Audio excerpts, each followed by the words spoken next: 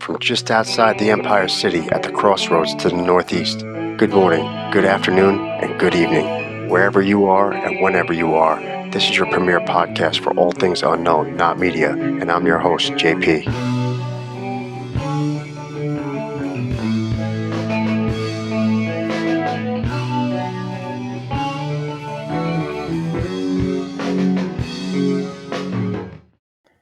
Welcome to Not Media. This is episode 16.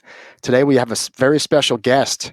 John Milor is an award-winning author listed in the New York Times, and he has received outstanding reviews from Kirkus, U.S. Review of Books, Pacific Book Reviews, Goodreads, Reader's Favorite, Mainline Media, the Book Excellence Awards, the Eric Hoffer Awards, and iUniverse Editor's Choice.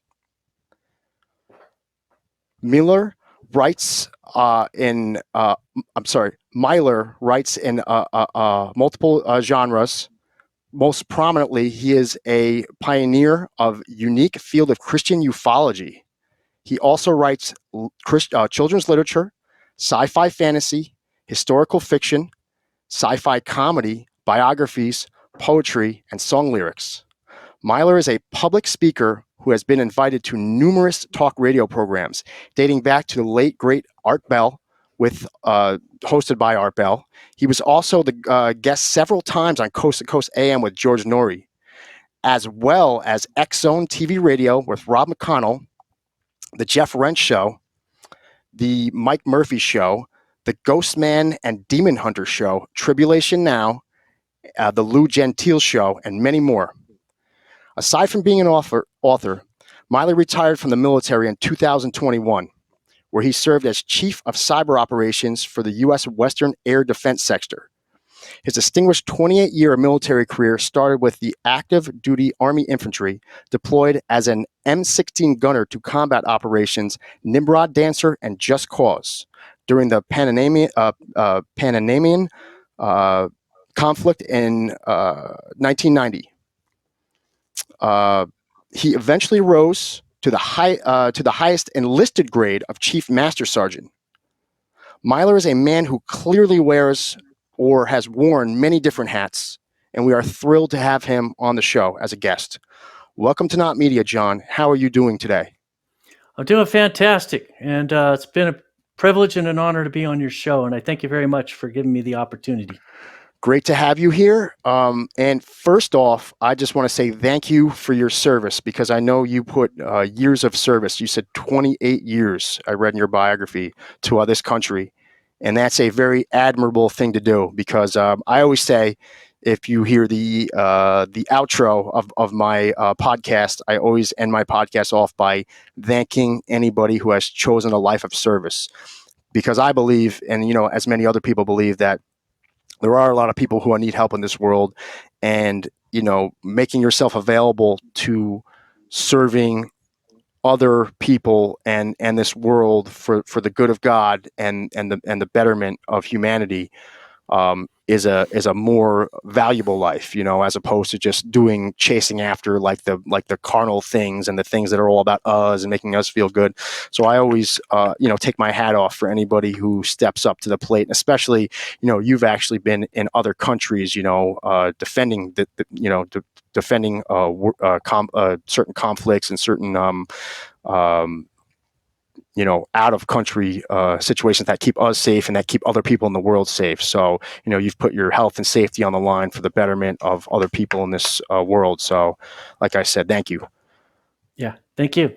Getting into your work and why we're here this afternoon and evening, we have, I noticed that you are you have quite the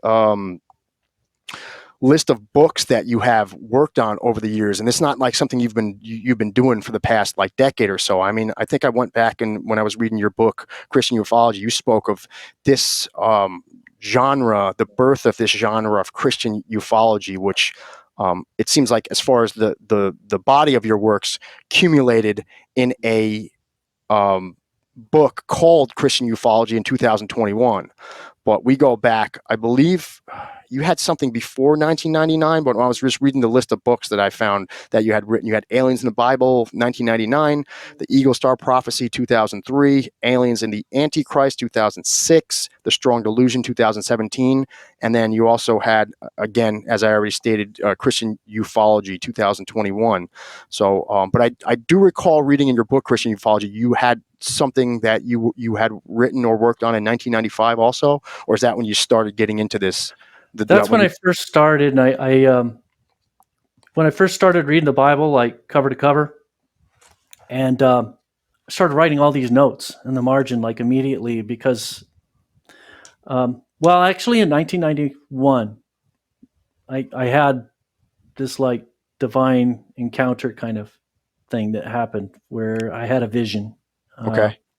So it was like Ebenezer Scrooge, where he went to bed one night and he woke up the next morning and he was like all on fire and just wanting to go crazy, giving things away and being nice to everybody. And just, he was completely transformed in one night.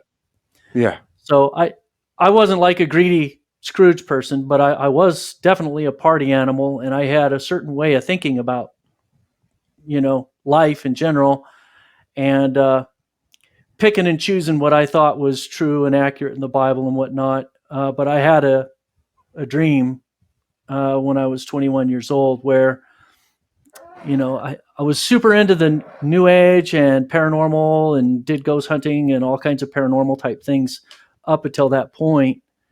And I had that dream where Jesus came to me in the dream.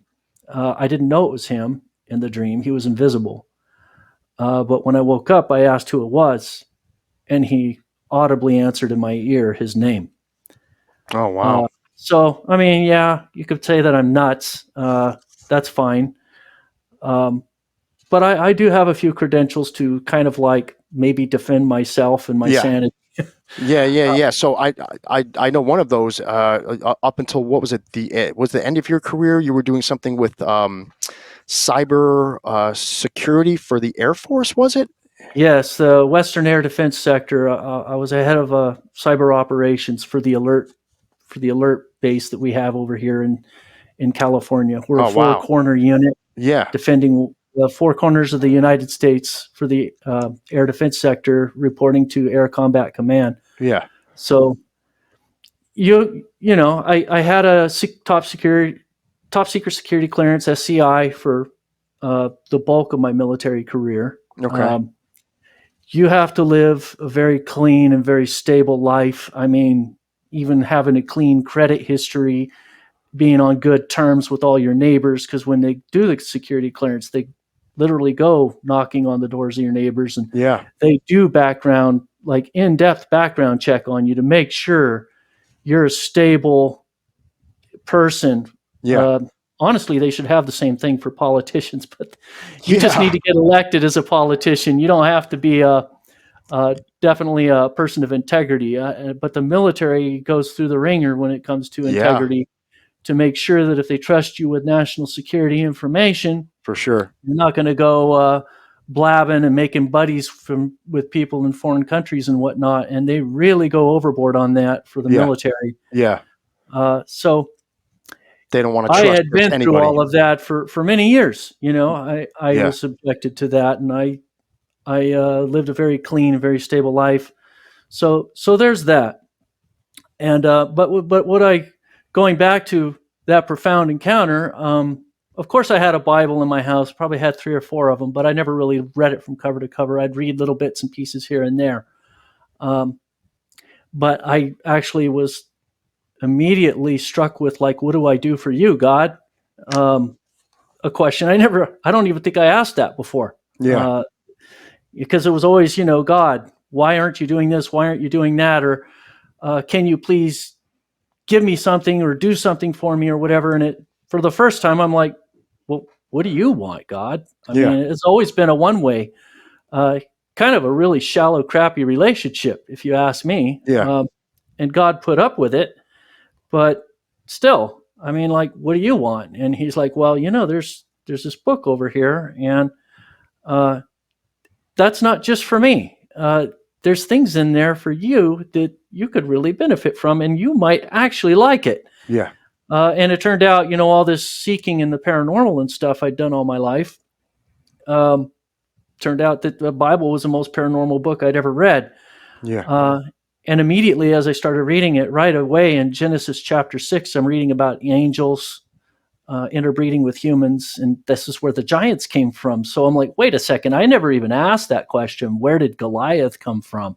Yes. Everybody's heard David and Goliath. Where did this freak of nature come from? This 9.5 foot tall freak with 6 fingers and 6 toes. And a double rows That's of teeth. genetic. I actually interviewed one of my previous guests, Floyd Wills, wrote a book about a supposed battle that took place in the Southwest with the red-haired giants here in the United States, and he wrote a book about giants and like went into the history. So we did speak about this. I've done this, and he said they actually had double rows of teeth and they had 6 fingers. Yeah. Correct. Yeah, and they actually have found these large skulls with double rows of teeth and 6 fingers, and somehow it ever seems like when a lot of these artifacts are turned over to the Smithsonian, somehow they kind of vanish. And there's still a few of them around. I know an Army sniper who shot one with a 50 cal. Wow. Yeah, I read that in your book. Yeah, you actually know the guy. Yeah. And so I was going to ask you about that. I did read that in your book. I forget what chapter it was in, but I know I did make a note of that. This was not the giant of Kandahar. So I think I Giant read of Kandahar. about yeah, that's what I wrote in my notes. Was in Afghanistan. But the guy that I know, that, you know, I was talking about the giant of Kandahar on a podcast like this a couple of years back, and I don't know if it was even a podcast back then, but it was something like this, a radio interview, and a guy called in, introduced himself, told me about his unit, and I had talked and corresponded with him offline after that, and I'm like, man, this guy really sounds credible to me, because from my Army experience, the background, I'm like, it sounds legit. I mean, you're a guy on the inside. Yeah. And he really had a pretty harrowing story about he was sent to take out a Taliban target at the time. Yeah. And he thought it was a guy walking around with a dog under his arm, surrounded by little kids, because he was way far away, overlooking the Taliban encampment, and they had this cave. They were like next to this mountain, and there was this cave-like structure in the mountain. And he saw this dude walk out of the cave surrounded by a bunch of little kids, and he had his dog under his arm. And he's like, this is weird. And everywhere the guy went, these little kids were like around him, hovering around him, like he was the main source of attention or whatever. And it's like, okay, what is this? This is odd. When he looked through his scope, that's when he was shocked to see that this dude was like 12 foot tall. He had a cow under his arm and was walking around, you know. Wow. And these were adult men that only came up, you know, not even to his waistline. Yeah. And he was like, a cow? Yeah. It shocked him so much that he scrapped the idea of shooting his target, which he didn't see yet. Yeah. And he shot this thing. Yeah. Which I was kind of like, well, why are you shooting the? I guess if he's with the Taliban, okay. I was going to say, and the target that you're there is, you know, a very well-known, high-ranking terrorist. Then okay, this whole group is probably no good. Yeah. But he shot the giant, because to him, that, like, if that thing came after me, forget it. You know, you'd have pick up your Jeep and throw it. That's a bad day. Yeah. This thing, the 50 cal hit it. He dropped the cow and ran. So he's like, how anything could run after getting hit by a 50 cal. I mean, the weapon, a 50 caliber sniper rifle, right? Yeah. My stepbrother was in Iraq, and his Humvee was hit by a 50 cal. Yeah. That round packs a punch, because a single round hit the engine block in his Humvee, and it ripped the Humvee in half. Wow. I mean, just sandwiched it. And he was on this half, and the other guy was on the other side. And it split that whole Humvee in half. Wow. Just shoving the engine right through it. Yeah. And this thing, he said he saw a chunk of like flesh, maybe some bone. He thought he hit it, like, and he's like, he's a sniper, so he probably did. Yeah. But somehow this thing was able to just run, Yeah, yeah. after a devastating, like something that would kill a Humvee. Uh, Yeah, and I've heard it stories ran. about like like grown men basically getting like sheared in Yeah. half by a 50 cal round. They're just it's a big round. It's got a lot of kinetic energy. It travels super fast, Mhm. And I know that's like just from being in law enforcement and carrying different handguns and such, knowing a little bit about handguns. It's like once you start getting that weight up, like the grain weight up on the bullet, and then you start getting that speed, you start getting more energy. They talk about like joules, like how much, that's Oh why yeah. they'll certify certain rounds as like being like, say, for example, like a 22. So a 22 pistol is not really even qualified as like a personal defense round because the punch that it packs is so small because of the charge is so small. You're not really Yeah. getting that energy transfer. Like 380 is like the minimum of like a self defense It round. would But be then once pretty you hard start to going, kill someone with a 22. Not impossible. yeah, I not mean, you impossible, hit but somebody in the eye socket or yeah, something like that, almost like that. You but would have to get it like would bucket. have to be a ridiculously good shot. I mean, if it hits you like here, it Yeah. might deflect off your skull, Yeah, right? yeah, I've It's heard. just Yeah, not from just enough bouncing off impact. bone. But Yeah. but a 50 cal round is just understood in the shooter community that if a 50 cal round touches a person, it's just going to basically turn you to nothing. It's there's Yeah. that much energy behind it. So it's Or even an that. M16.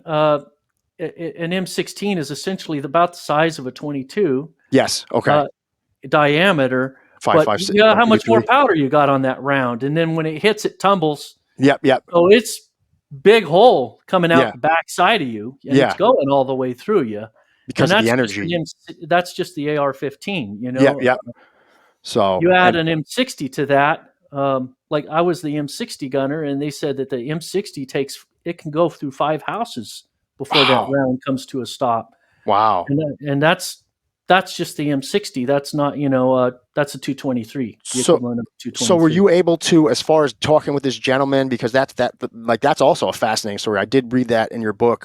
Like that's a fascinating story. Were you able to actually, other than just your personal knowledge of being in the military and then kind of getting a vibe off of this individual that he was talking about this story, were you actually able to actually see because I mean, obviously no one owes you anything. You say, hey, could you Right. follow up and just like show me something, like maybe some credentials that might verify that you are who you say Right. you are. Yeah. No, So kind of the way I see it is, first of all, he had to sign an SF. What did they call it? An SF-12, Standard yeah, Form 12, which is the non-disclosure agreement for military when you get a classified security clearance. yep, And you're not supposed to talk about classified things that are given to you in that classified nature fair enough. under that banner. So he had that, and the typical men in black in the unmarked helicopter showed up, just exactly like the Kandahar story. They took the body, they took off with it, Wow. uh, and they grilled him and Yep, told him to yep. keep his mouth shut.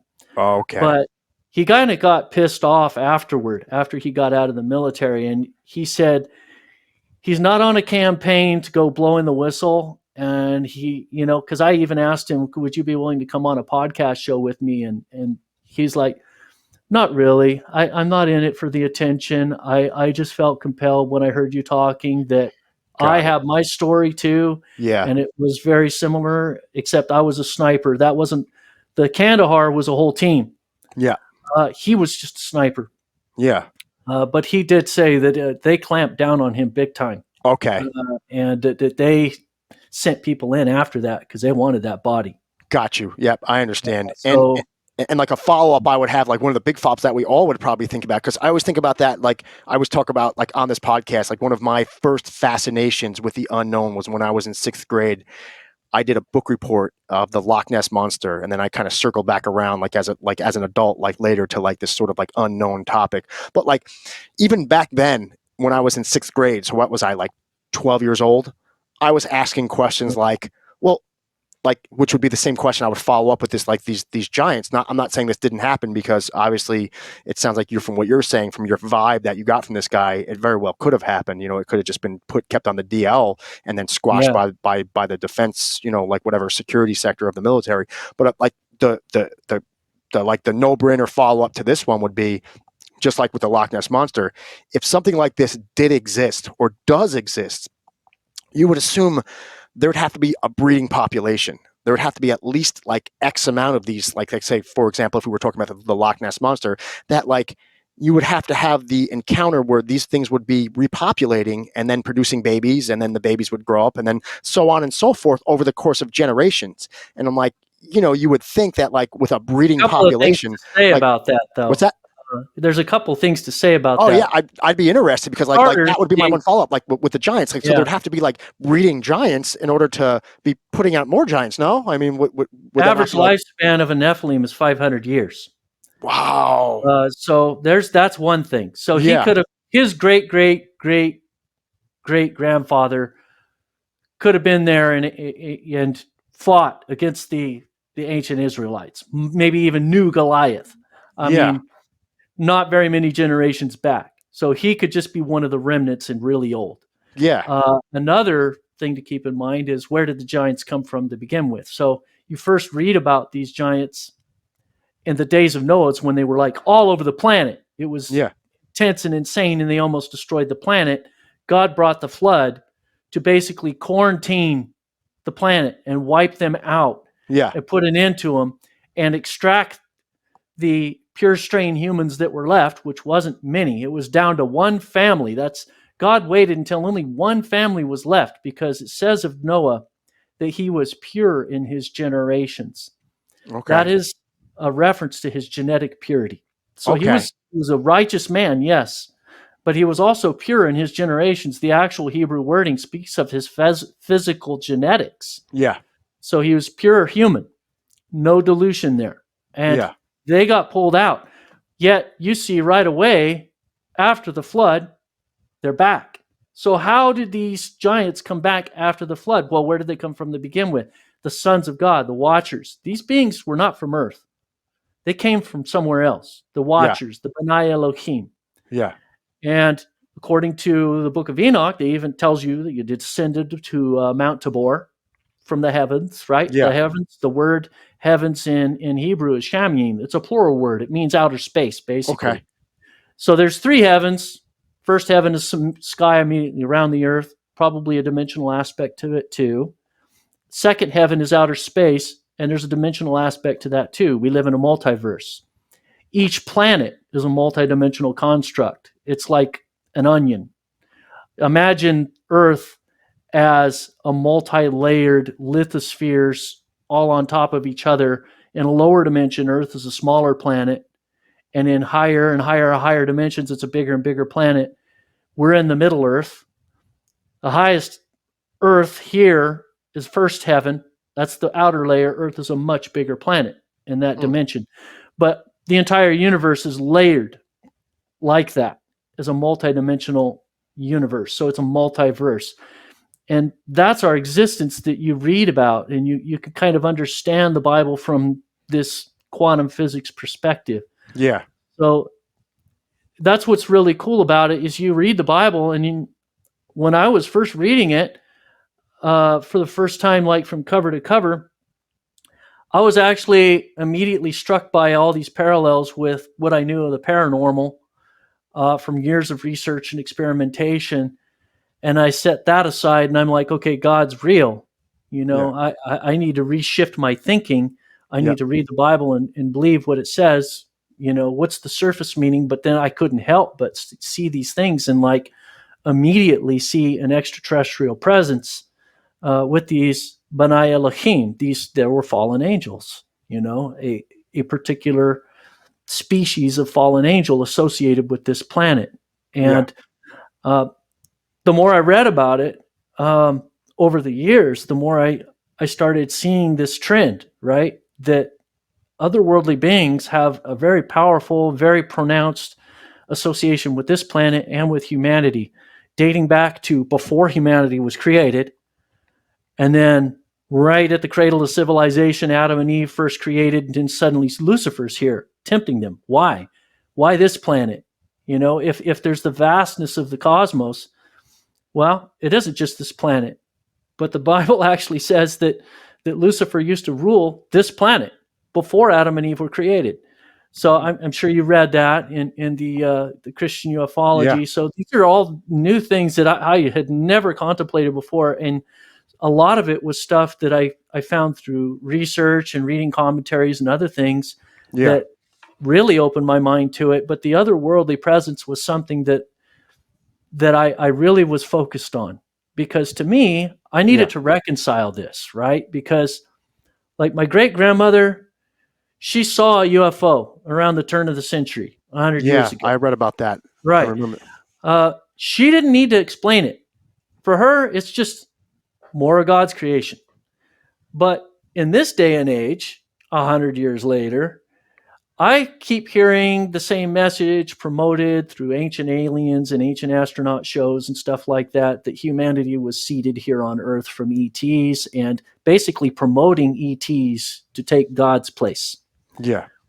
That's exactly what the Watchers were doing in Genesis 6. They were wanting to take God's place, and they're doing it again. It's the And same deception, a new skin on the same deception.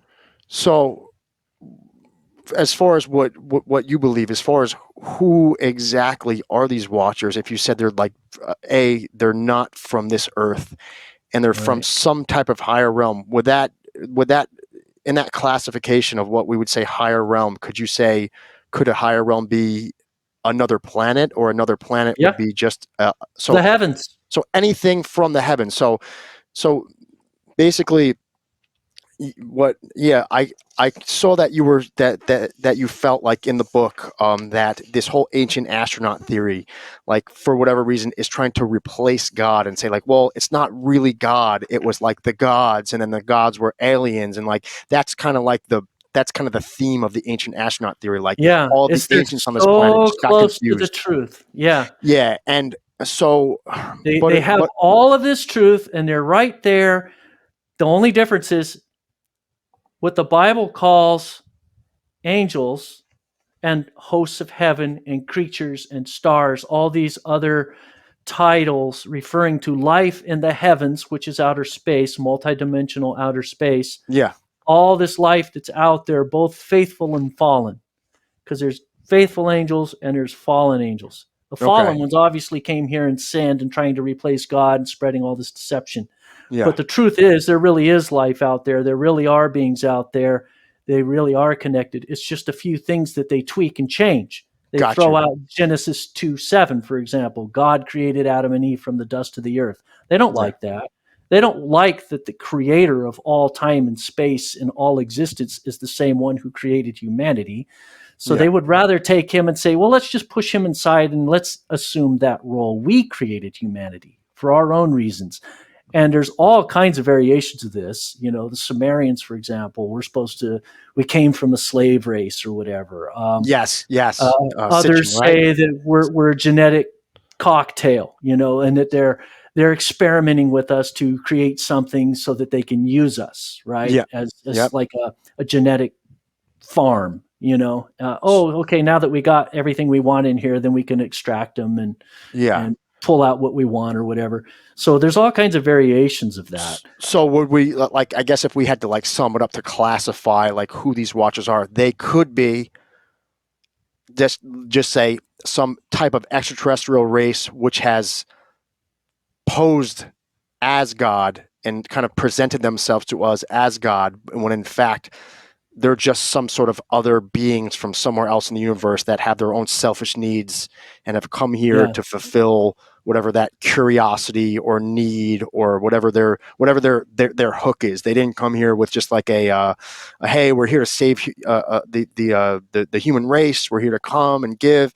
Like, there's a strong possibility that it has nothing to do about that. It's just some type of other maybe more technologically advanced being that is just here for their own being. But if they could kind of like use the fact that ancient people on this world would look at them like gods, just like kind of like, I mean, I'm Very not going to tempting. say, yeah, They couldn't set aside that pride, you know, when they show up. I mean, these glowing beings, extremely powerful. yeah, Our modern comic book heroes are a re-rendition of glorifying them. You know, Wonder Woman is Princess Diane. You know, yeah, or Diana, the goddess Diana. Thor. I mean, they didn't even change his name. Yeah. And Yeah. so they're bringing back these beings. If you watch the Marvel, I mean, they literally show you the multidimensional cosmos, where they come from other planets. They live a Yeah. lot longer, and they're gods, Yeah. right? But they come here, and in the past, we really did worship them. Uh, the whole pantheon that we have, the Greek mythology, that all comes from these beings, and Yeah. it's over 600 ancient legends, well over that, spanning the globe, where beings came here. They were powerful, had supernatural abilities. People worshipped them. Yeah. They accepted that worship. They relished in it. Yeah. So it's kind of like we were easy pickings for them. They Yeah. would show up. Women would be flocking to them, and they just couldn't say no to that. Yeah. So all the wealth that they wanted, all the power, all the glory, they just took it all in. Yeah.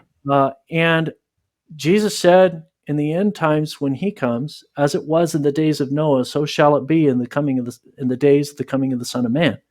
So in the end times when he's getting ready to come back, right then we're going to see a return to the days of Noah. So all of history, he singles out that time in history when otherworldly beings were actually interfacing with people direct to direct, face-to-face contact. Well, Yep. more than face-to-face contact, literally, crossing with us and creating Intermingling. these hybrids and all of this. Yeah. And we're going to see a return to that, he said. Oh. So I'm predicting that we're going to have open contact. If you remember that old cheesy show, V, right? Where you had it's this dual part society. These Okay. beings came in. Oh, our world is coming apart. We need help from you. And, flip a coin, name your excuse, but they're going to come here and we're going to Yeah. be part of the cosmic oneness and enter the age of Aquarius and all of this stuff, right?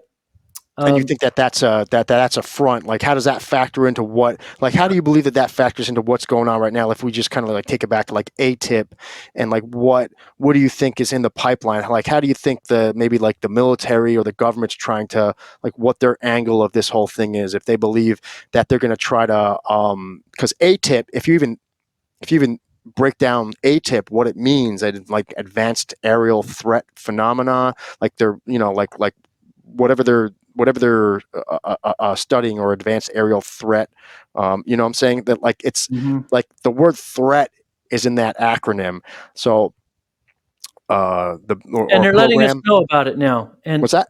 And they're letting us know about it. So for the longest time. So is it a threat? Like do you believe it actually is a threat, or is this are all of these beings in line with the Watchers? Because just from my research, like I'm not saying anything about your research. I'm just saying like solely mine. Just from like what I've read, like all the sightings and all the different views of like the shapes and sizes of the crafts and the shapes and sizes of the beings. And I did a whole episode on the Varginha incident, where there was a crash down in Brazil in '96, and what those beings look like were like radically different than like what other beings. So like, how many different types of civilizations are actually coming here? Like, and is there one alliance with all of them, or are they kind of all just like out for their own? Like, this group is from here, this group is from here, this group is 10,000 years ahead of that group, and they don't really, some of them interact, some of them don't. Like, I don't know how complicated in reality, because obviously, very complicated. I don't have access to all of that, but I can understand there's a very strong possibility there is some type of like larger alliance going on,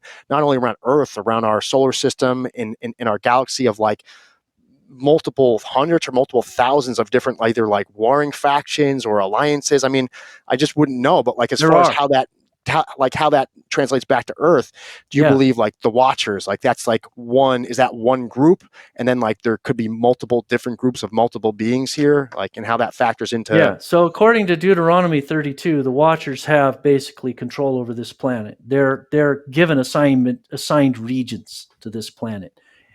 Michael, for example, the Archangel Michael, he's a good guy. And I know of four, like Michael, Gabriel, Uriel, Raphael. They're good angels. And they, at least Michael, I know for sure, according to Jewish texts, is protecting Israel. So he would be over there, and he's a good guy. He's one of the Watchers that didn't sin. But then there's all these others, and then the one that has the most power on this planet is called the prince of the power of the air, and that's Lucifer. Okay. So he's ruling the earth basically in the first heaven. Does he have complete absolute control? No. It's just like Earth right now, right? The United States kind of top dog, but maybe not as powerful as we like to think. Yeah. Russia, for example, they're giving us a run for the money. We're dumping all this money into Ukraine, and we're not really getting anywhere with them, because I think we would like to think that, oh, Russia's getting beat down, and it doesn't really look like that. So Yeah. Russia has a lot of power, and China has a lot of power. We have a lot of power. We're not all on the same sheet of music. And it's the same way in the first heaven. But Yeah. God ultimately has ultimate control. And Satan still even has to answer to God. So this is a really complex relationship. Yeah. You read about it some in the book of Job and whatnot, but it all has to do with the amount of revelation that people are allowed to have, the degree to which our freedom must be protected, and our freedom of choice must be kept intact. We're only allowed to be given so much deception and so much truth, right, in order to figure out what's in our hearts. Yeah. So there's a lot of spiritual things going on here that are the dynamics behind the physical and the politics and all of it. Not the politics even just in this dimension, but at the politics in higher dimensions. You have good guys and you have bad guys. Yeah. And the good guys are protecting this planet right now. And then there's also the prayers of the saints. So in 2 Thessalonians, it talks about the power of a restrainer that's keeping the forces of the Antichrist from completely taking over the planet. So Yeah. there's a power here called the restrainer that I believe is the saints, the prayers of the saints. Okay. So just human prayer creates a spiritual barrier on this planet that's keeping evil from completely taking over. Okay. So even when Satan will have, basically God's going to, in the future, he's going to remove that restraining power, which I take to mean there's going to be a rapture, which is probably going to be a mass alien abduction. Good guys, an angelic fleet will come, pull off a huge chunk of the population, and that restraining power will be like dwindled down to practically nothing. And the enemy's going to get to come in and do his thing and put on his presentation. At that point, I think there's going to be this false flag. There's going to be these two otherworldly factions. They're both going to be under Satan's power, but not necessarily all of them. So it's going to be a complicated mess, but some countries are going to be aligned with otherworldly beings. Yeah. The Antichrist is going to be given the power to overcome the bulk of them. Yeah. Because it says in Daniel, he will overcome them and cast them down to the ground. Yeah, it said something. You had mentioned that, and when the Antichrist comes, you suspect it might be some type of military leader. There will be 10 countries. He will be allowed to defeat at least 3 of those 10 countries. So is this something that, like, obviously this is something that's mentioned in the Bible, that there will be some type of Antichrist? There will be, is this all per the Bible, that that somehow there's going to be alliances formed? And, you also had mentioned, what better way to form alliances than to, like, if we had to align with another country during conflict, like if you have no other choice for survival, if we Reagan prophesied it. What's that? Okay. Yeah, he said, during his speech, famous speech to the United Nations, where he said, imagine if there were an otherworldly alien force coming against Reagan, this planet, how we would have to unite to confront it. Well, that's your Independence Day scenario. And that's really I think that a version of that's going to happen, but it's going to be flopped upside down. That good guy in Independence Day is actually going to be the Antichrist. He's going to be a military leader. He's going to be involved in all this conflict. And then there's all these other worldly beings that are going to come in, partway in, aligned with these different countries. So it's going to be other dimensions spilling into this one. Other dimensions, another, the stars are cast from the sky and cast down to the earth. Revelation 12:4, the dragon dragged a third of the stars to this. And then in Daniel 8, it echoes the same thing about these otherworldly beings converging on planet Earth, where the ultimate proxy war between God and Satan is going to be fought. Yeah. And in this, like, Star Wars epic battle stuff going on, there's going to be all of these alliances. There's going to be good guys and bad guys. And I'm not even saying all the ETs are bad guys. There's going to be good guys too. That's the interesting part of it. It's in a way it's a lot like Star Wars because Revelation 12, Revelation 14, 6 and 7 talks about an angel that's preaching the gospel to the inhabitants of the earth, reminding them who the Creator is. Okay. So that's why I say my mission is the mission of the first angel, to remind people who the Creator is. Yeah. So the ancient alien crowd likes to say that aliens are God, and I'm like, no, God is the Creator. Our God is the Creator, the one who created the aliens, the one who created us, and the one who created the aliens, the one who created all time and space. Let's remember who He is. Okay. Because what happened last time when the world got confused and diluted by these otherworldly beings? The flood of Noah. We don't want to, go there. We don't want to go there. It's not. It was good. Almost like the reset button. Like this world got so bad. Like they're like. Yeah. Was that not enough of a lesson? Yeah. Apparently not. And I was if you read the Bible, you keep reading this, that God keeps giving us this chance after chance after chance after chance. And then at the end of all of this, it's like, and the people still would not repent. Yeah. And it's like, man, what's it going to take? Yeah. Well, the Antichrist, global war and a level of tribulation and chaos, the likes of which we've never seen. Yeah. And I actually had a guest on also, my last guest, actually, Wajid Hassan, and I'm just trying to just go off of memory. He spoke at some point. You had mentioned Rehab or Astra, but I know he did mention Rahab and Astera. Yeah. Oh, Rahab and Astera. So he said that like this isn't the flood of Noah wasn't the first time that the reset button had been hit. Like this flood of Lucifer. He was saying before, like he even had mentioned something about that planet. He said there was another planet that effectively either it exploded or it blew. Something happened though, but there was a civilization on that planet, and they were getting to the point where they were becoming all about material and carnal needs. They had really great technology. They had, he was stating that like a lot of people believe they had robots and like they had very high technology, but it was all about like the carnal and physical world and not about the spiritual world. And there was some mention that like the fact that there's been a number of instances in this solar system where the reset button had to be hit because we just lose our way. And then it's like we almost kind of, if you kind of see like, when people, that's their number one priority is just to take. And what it does, once a leader who has that mentality gets into place and says, like, look at, I'm not don't want to get too much into politics, but if you even look at like what's going on now in the Ukraine and why Putin felt it necessary to have to start a war, like, it's not the first leader or the first time. I learned things about that. I about all this happening, and then I'm a kind of a fan of Tucker, so maybe if that loses me some cred, oh well. But he gave this really detailed explanation that went all the way back to Crimea and why Putin took Crimea, and I didn't even hear that before, and it was like, what? Yeah. Holy cow! I didn't know that. That it makes sense now. That NATO's just been freaking kicking on his door all this time, and then crowding in and just doing all this stuff. And when you really know the guts and stuff of the deep state and all that other things that going, it's like, what's the difference? I mean, we were doing things just as bad as the former Soviet Union. Yeah.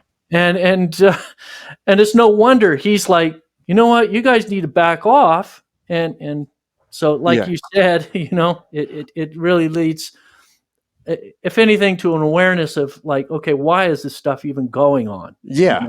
Not to necessarily just buy the party line of any one particular individual or any one news station, but back up and say, wait a second, why do we keep hearing the same thing? What's the backstory? What's going on the side over here? Because a lot of the stuff you see in the media is like diversions. You see it all the time. It's like, definitely. Here's a narrative. Keep your eyes focused on this. Don't pay attention what's going on over here. And it's like, no, so enough of that. Yeah, I guess like and just with that, the whole line of thinking, like on like a bigger picture, like have because it seems like the bigger picture of like my last guest and like the bigger picture of what you're saying. You said how God is love, and like have we as humanity like kind of lost our way, like, or is there still hope? And we do see, again, not without getting into politics, but you almost kind of have to, because like there is an angle of what's going on in this country right now, and the almost demanding or imposing of us removing God from the picture of who we are as a nation, who we are as people, removing God. It's almost kind of like if you could take the spirituality out of people and what their roots are. It's almost like it is a form of control, because if you could remove God from the picture and then almost like superimpose the government as the God, like, what I'm saying? And we Yeah. do kind of see that where there's a lot of these protest, and even it's like anti-God, anti-religion, anti-country. And there's a lot of this theme Yeah. going on Strip around it down the to country. nothing and make you believe, okay, let's get rid of God. Let's mock your prayers. Prayers do nothing, right? Trust the science, right? Uh, and mock it, And then when it comes to people of faith and certain things that we accept because we read it, and it's in the Bible, it's our blueprint, right? God's Yeah, intention for humanity, His design for family, His design for the way we're supposed to live our lives. And when we look at that and we're like, okay, let's try to do this, and then they say, oh, you hypocrite, you bigot, you racist, you this, you that. Let's pick out a label and even improperly assign it like phobia, attach phobia to it. And it's like, yeah, wait a yeah, second, I'm not afraid of this or that. yeah, Fear is not the right word to apply to that. yeah, There's no fear going on here. No, let's just, it works. And as far as propaganda goes, it does work. It's very effective, and a lot of people buy into it. yeah, But who's the sticklers who are the biggest pain in the what to the media and all these big corporate entities and whatnot? It's the Christians for the most part. We're the ones who are like, you know what, you talk and say whatever you're going to say. We're going to stick to this, and the yeah, numbers are getting smaller and smaller. And that's a cycle too. The Bible talks about the remnant, and it's a recurring cycle where you enter this period of prosperity. You have this remnant. They go through all these trials and hardships, and then they get through that, and then they enter this huge prosperity incline. And then once they're all fat and all partied up, and then they start falling away. It's like, oh, they get proud, they get arrogant. yeah. Um, They don't need God and anymore. all this Like God's the only thing that they prosperity, they needed when they didn't forget have where all it that. came from. Right. They forget Yeah, where it came from. And then they figure, oh, we'll throw that off. We're going to do this ourselves, our own way and whatnot. yeah, And then they go through all this horrific stuff, mostly because they bring it on themselves, because of what they're doing. And then yeah, and it's at the bottom, as they're sliding down, you got this remnant that's left.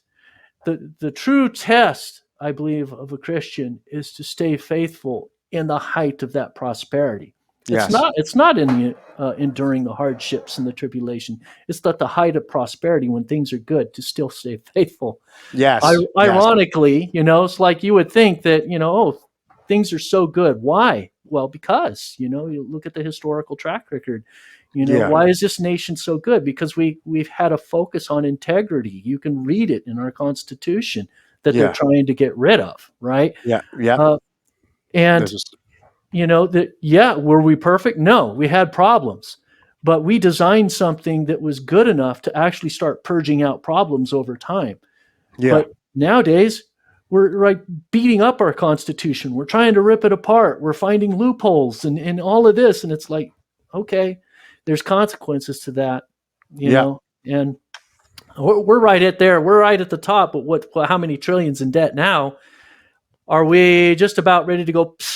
You yeah, know, yeah. I don't know, but When's all that going to happen? Yeah, so we have to stay humble. We have to stay faithful, I agree on that also. It's a true test of character how somebody remains if they're doing well and they're still behaving well, because then it shows that the behaving well supersedes the doing well. And I It's think not that's the kid who's behaving just because he sees the whip laying, right exactly, there. It's yeah, like, yeah, you better not let dad know what you got planned tonight. You're sneaking out and going to the party or whatever. yeah, Uh, no, it's like the kid who says, you know what? I know the whip is there, but I think it's better that I don't go down yeah, that road because I saw what happened to my friend Joey, yeah, and I saw what happened to the other kids, and I see where that leads, and I'm kind of getting it, you yeah. know. So just circling back around to, we started talking about Rahab and Astera Yeah, in pre-Adamite times. I know that's jumping like towards the middle of your book, around to chapter 8. As far as what anything that you've researched or anything about some type of cataclysm, because I've done my own research, and I actually own a couple books. I've seen some things, and I'm a firm believer that it looks like, just from the evidence that I've seen from. There was one book about, they even had a isotope that was in the Martian atmosphere that it really is only created when there's some type of nuclear explosion. And I think it was like xenon. I don't know the weight of the isotope, but it was like an isotope of xenon or something. And they found it with satellite data in the atmosphere.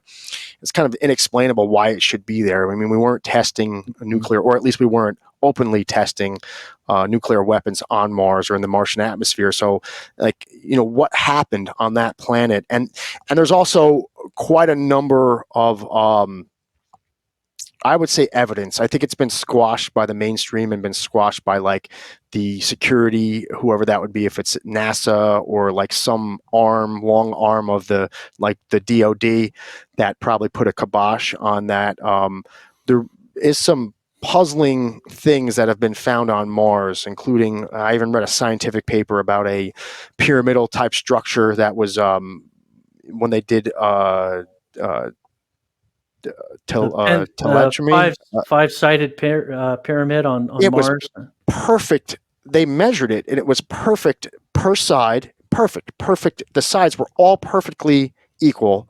And Hmm. then when they measured the height to the base across the diameter, the height was exactly double the width of the base. So, like, that, like, reading that paper alone, and then just what I know about like what they were finding in the atmosphere, and then like other things that I've come across that are a little bit more out there, but maybe some type of evidence that they found in that has come out, and what they were talking about, that um, there might have been some type of find that they knew there was a civilization on Mars at some point, or at least life, or more advanced life on Mars at some point, and some type of Hmm. cataclysm, may have occurred there 4 to 700,000 years ago, and that could have been in relation to the explosion of this planet, or in relation to some type of war.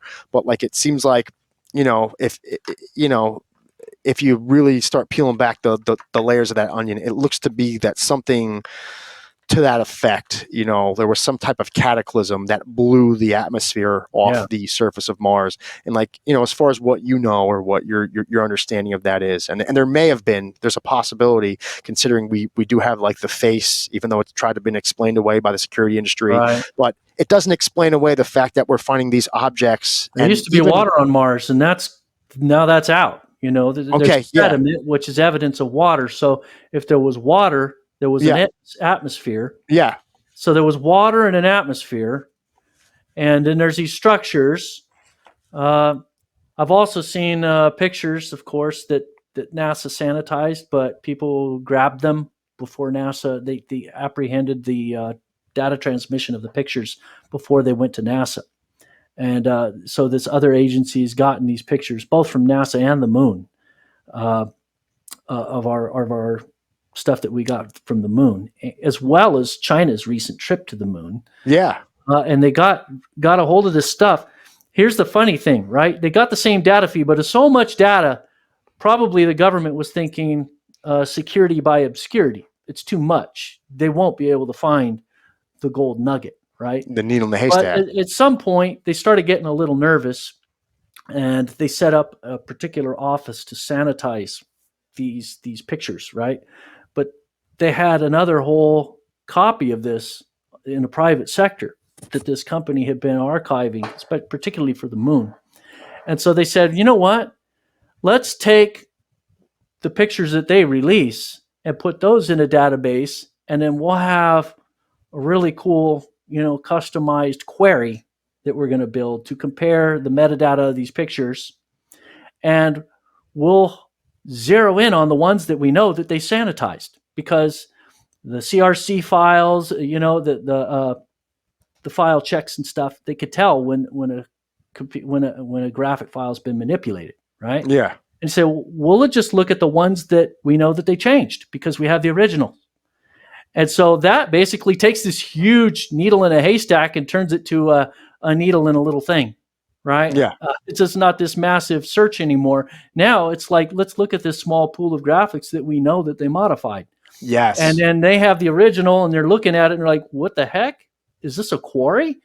And they're mining over here, and they're finding all kinds of things. There's structure on the moon, for example, that's like a base.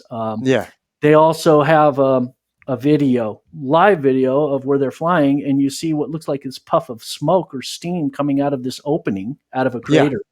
Yeah. And they're saying that's like 200 miles of a plume, like 200 miles. Wow. It's massive. And that's from the moon. It doesn't look like it because they're in, orbiting the moon way up there, right? Yeah. You just see this little puff, right? And they're like, you see that?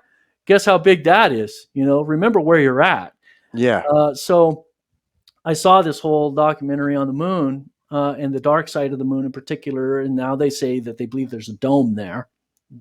Some type of dome. I've heard that. Is it and they even have a video of this woman of an alien like corpse that they filmed, and I don't know if that's true or genuine footage or not. It looks like this Asian lady or something, but corpse.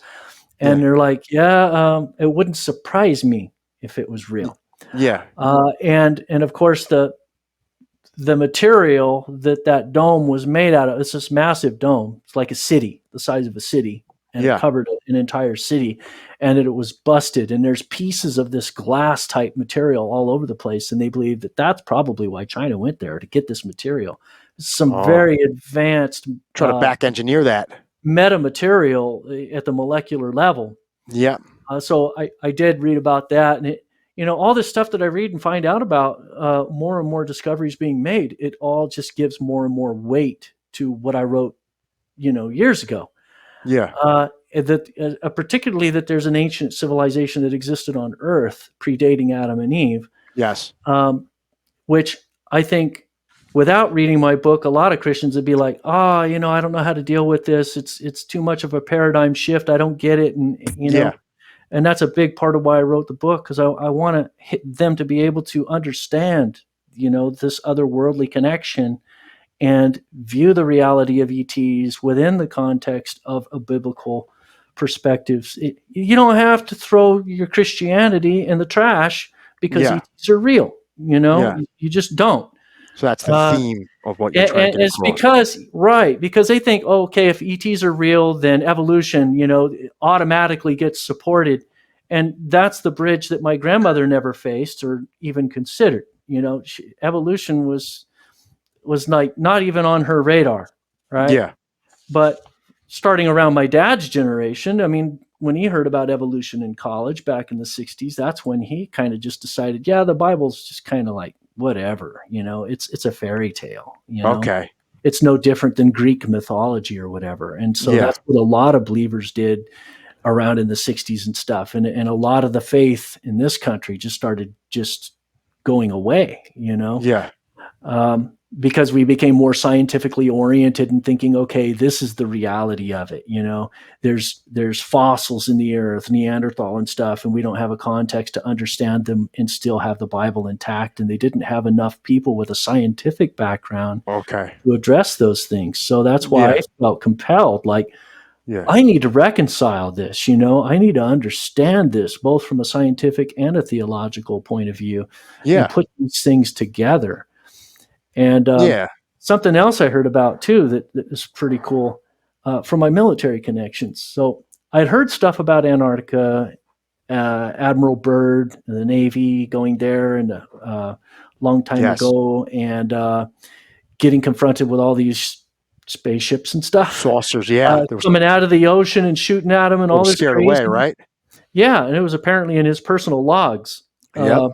on the expedition that they went there. So there was sort of the cover story expedition reason why they were going, but then there's the real story, which was what are the Germans doing there? What do they got going on? What we heard there's a secret base there, and if it's the Germans, then wow, how ahead of us are they? Or is it a break off civilization of Germany aligned with the aliens? What is going on there?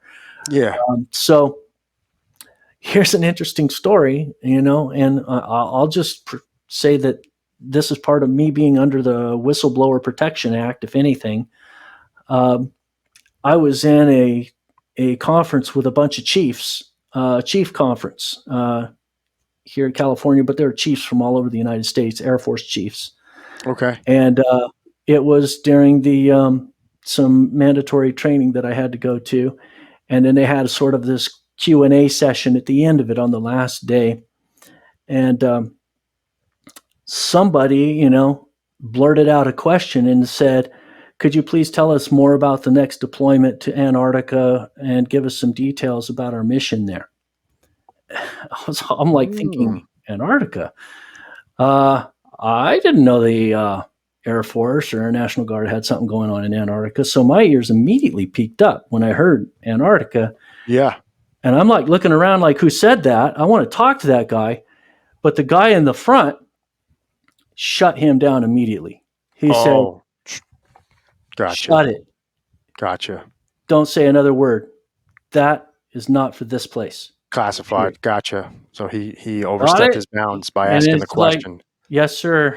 Okay. And I was like, oh man, where is that dude? Who said that? He didn't realize he was in mixed company, that like there are some chiefs, but there are some people that have not yet been briefed on operations in Antarctica. Well, sure. Just to follow up on that, I a bunch of years back, I'm not say like recently, I say probably about a decade ago. I'm not sure if you're familiar with the researcher David Wilcock. Mm-mm. He's I might have. I just don't know by name. Yeah. I guess he seemed to be bringing forward a lot of great information. He's the one that brought forward, I don't know if you heard of any about this whistleblower, Corey Good. Corey Good was claiming that there was some group of extraterrestrials called the Blue Avians. So there was a whole thing with this Corey Good. He was like supposed to be like this top secret whistleblower talking about how there's a group of extraterrestrials coming here called the Blue Avians. I don't know. Like, I don't want to get too far into that, but yeah. David Wilcock is the one that made the connection with Good. And there was a lot of talk in the UFO community about this group. But anyhow, just a side thing. I remember when we used to watch a lot of his videos and a lot of his YouTube videos. He did, and apparently he said it was verified. And Linda Moulton Howe also had interviewed somebody. She's the one I heard about, the Navy SEAL whistleblowers talking about the facility they found in Antarctica. They found something. Like, I heard from multiple people that, and there was also another very interesting thing that occurred. So first off, just from what I understand, they found some type of, the term that Corey Good was using was pre-Adamite civilization. And it was under the ice, way deep under the ice. And something happened where it was flash frozen. So a great flood and then a great freeze. And it happened in a matter of time where nobody in this pre-Adamite civilization had time to react to it. So apparently they found this like a whole city, and they said they actually started to do excavation. They dug down into the ice. They had a whole encampment set up there. This was all being run since approximately 2002 ish through the military. I think the find might have been in the late 90s when they were using, I don't know if they were using ground penetrating radar, but they discovered something. There was I some think they big might have discovery. seen something from satellite as well, because there's a heat signature on the west Okay. coast of Antarctica that here you had what's his name um, doing his videos on the polar ice caps are melting, blah blah blah. Yes. Who was that guy who's running for Gore. Al Gore, right? Al Gore. And it's like never mind that it's actually getting colder on the other side of Antarctica, and the ambient Yeah. temperature is the same. And Yeah. the fact that these ice caps are melting, it's from heat coming below the ice. It's not the upper atmosphere that's doing it. Okay. And then the satellites that are up there are telling us that. They're like, something's generating a lot of heat underneath that ice. Now, Yeah. sure, it could be volcanic, that's possible. But from what we're hearing about these whistleblowers, I mean, I heard about these rooms that are like 9 acres, a room that's, imagine Huge. one huge room, Yeah. multiple football fields, like 20 football fields big, that are ceilings 40-foot high, and they have no support structures, just Wow. no beams holding them up. And they're like, and the walls are like this basalt type material with all this hieroglyphics and stuff carved into them. They're like Yeah. 4 inches thick. So this material, whatever it is able to hold this enormous weight. They're like 3 feet under, 3 miles underground, Yeah. holding up this enormous weight with no support structures. When you walk underneath these, there's a light. The walls illuminate, the ceiling illuminates, and it Yeah. follows you wherever you go. And Oh, they said wow. that there's like software, what they call software. It's like software, hardware combined at the molecular level. Yes. So it's got anti-gravity technology built into it in order to hold that weight up and Yes. then to illuminate. So when you walk around, it follows you around, Oh, wow. lighting the area. That's And something else. You the, know, the the SEALs, the 2 SEALs that went there, were 2 different accounts from 2 different Navy SEALs that went there on an extraction mission to take somebody out. But one okay. guy actually was going to extract an archaeologist out of there, and he was the one telling him about all of this stuff, that this is like over 100,000 years old. It's Wow. been there a really long time, according to their estimates, and that Yeah. they don't understand it. Okay. Yeah. Wow. So this is, yeah, because there was, and just to kind of just before I forget, because this just came to my mind when you had mentioned that. This actually isn't the first time that I've heard about software, hardware. If you watch my episode 9 and 10 on the on this podcast, I covered something. I don't know if you recall. Back in like mid 2008, there was this big stir about these drones that were being spotted in Northern California. They were dubbing them the Carrot drones or the California drones. If you're not familiar with what I'm talking about, you could just, like after the podcast, I'll just kind of give you a quick summary of like Yeah. to kind of play off of what you're saying. If there's anything to them, I had a good friend of mine who's also a very devout researcher to this topic, and he's one of the first people that brought it to the mainstream. So he believes it could be some type of like misinformation campaign, potentially. And then I kind of believe like there might be some truth to it. But the bottom line is, if there is some truth to it, and do I even have it here? Yeah, I have the paper somewhere. Is actually a picture of this engine, and let me see if I have it sitting here on my desk. I actually do, if I dig it up somewhere.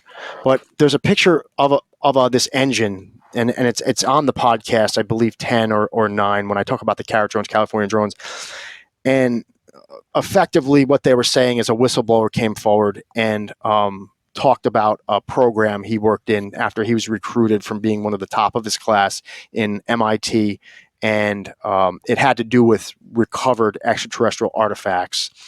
And he actually got disenchanted with the work he was doing for the DoD, because he said there was just so many ceilings that you would hit your head on, and then every time you hit a ceiling, you would have to forward a request to a supervisor, who would have to forward it to a supervisor, and so on and so forth. And there was a lot of demand put on these people, and they said, if every angle you turn, you have to ask a question and get approval and approval and approval, and it had to go up the chain.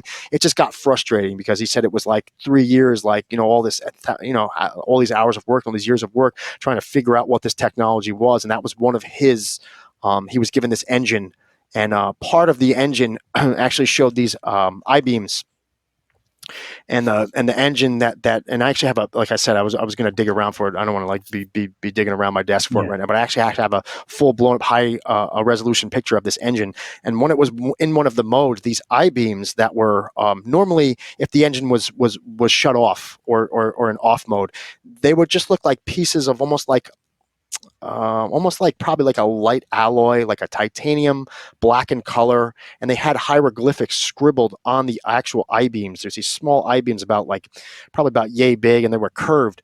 But once they turned this engine on, in one of the modes, there was 3 different modes. One of the modes, the I-beams jumped up over the engine, and he said if you were to grab the I-beams, you could pick the engine up, take your hand and pass it back and forth between the engine and the I-beam, and it would move as one unit. So if I were to grab these 2 I-beams and pick them up, the engine would go up, and wherever I would move the I-beams, or just one I-beam, the other I-beam and the engine would flow with it, almost like they were connected in space.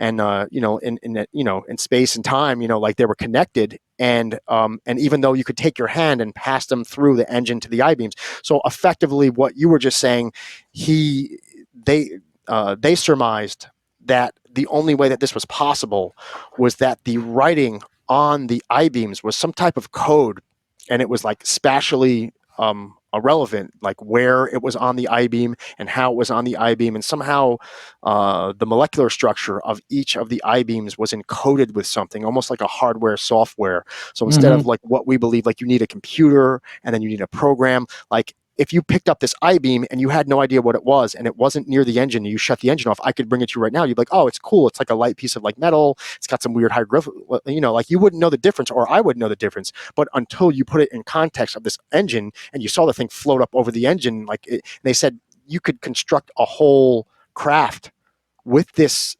technology. And basically the engines, and there were 2 of them found in the ship, if there's truth to the story. Like I said, I can't confirm this, but as far as my research goes, it looked like there may be something to it.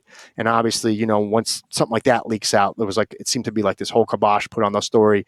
But just that just might be some of the advanced technology that we see in this universe, is that when civilizations get more and more advanced, we surpass this whole concept of like having a piece of computer with a software program. We maybe are just able to construct hardware. It looks like to you and I, if you didn't know, a certain type of energy flowing through it would be one and the same, hardware, software. So like I said, it was just interesting that you said that, because it's certainly not the first time. Like I said, I looked pretty deeply into this matter, and having that sort of technology. And then also, as far as getting back to Antarctica, David Wilcock said they were actually found bodies in this frozen, there were mammoths down there. They said they found bodies, and they were extracting these bodies, and they were 12 feet tall, 12 to 13 feet tall. And they the relation of the arms to this, like as far as like how long are, like we'd say, our humerus to our ulna and radius. There's like a certain ratio, like you'd say most people's like humerus is like X long to their ulna, but like they said, like the ratios were off on these bodies, and they were like really tall. So effectively is what they were thinking of, if there's any truth to that story also. Like I said, I'm in no position to be able to confirm that, but just from the whistleblower's account, something before humans, something before like pre-Adamite, and somehow there was this huge pre-Adamite. You got to figure. Ezekiel 28 says Lucifer walked amidst the stones of fire, and then when he fell, he led his rebellion into God's throne to take over, like to battle the forces that are aligned with God. God didn't even fight God could have spoken, put an end to it, but didn't, because he wanted this all needed to play out. We need to ferret out who is with me and who is not. Who wants to be aligned with love and peace and harmony and goodness, and who wants anything else, right? So that's God's concern. It always has been. So God is allowing all this to play out in order to find what's in our hearts, separate the wheat from the chaff. And it's not just humans, it's all creation, angels too, because a third of the angels fell. They say a third of the angels based on Revelation 12:4. But Lucifer led this attack. The archangel Michael intervened. And then I talk about it like, okay, I think that there was another planet where the solar, where the asteroid belt is, Astera, and Michael blew that planet up. Boom. And Lucifer was cast back down to earth. Satan saw Satan falling back to earth, right? Jesus said he saw Satan falling back to earth. So Satan was cast back down to earth, and that was the end. Chunks of that planetary explosion, a chunk hit Mars, wiped out life on Mars. A chunk of it hit Saturn, twisted it on at a 90-degree angle. That's why it's the rings of Saturn spin perpendicular to its orbit, which is weird. Yeah.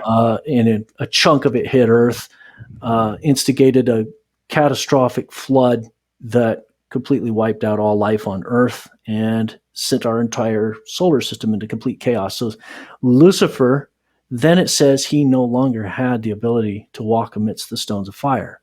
So he was banned from that activity. So what are these stones of fire? I believe that the stones of fire were solar systems. I mean, it's not like rocks, pebbles on a path or whatever. It's significant. This is the most powerful angel, among all of the angels. He was an archangel. He was among the most powerful to exist. He hovered above God's direct throne. So Lucifer was an incredibly powerful angel. His influence spanned the cosmos, the heavens, and his kingdom, his dominion was vast. I believe it was this solar system. All these planets were populated. Astera might have been a military stronghold, and then so Michael just blew that up. It's like nothing left. Boom. But his throne was here on Earth, and God preserved this planet, and then he created Adam and Eve to replace Satan, which, of course, particularly pissed him off probably.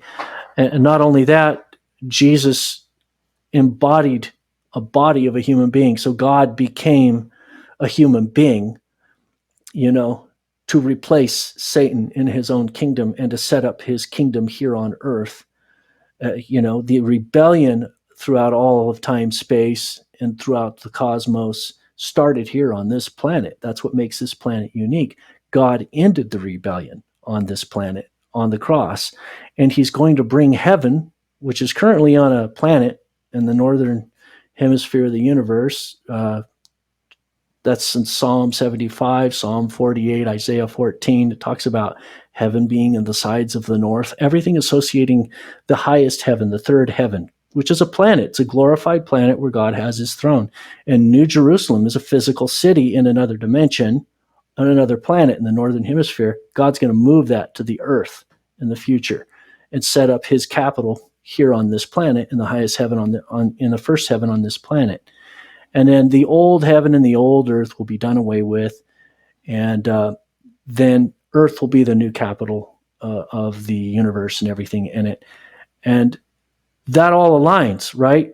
The ancient past predating humanity, there's evidence of that all over the cosmos. What we see on the moon, what we see in Mars, what we see in Saturn, Yeah. probably Venus, if we can get in there.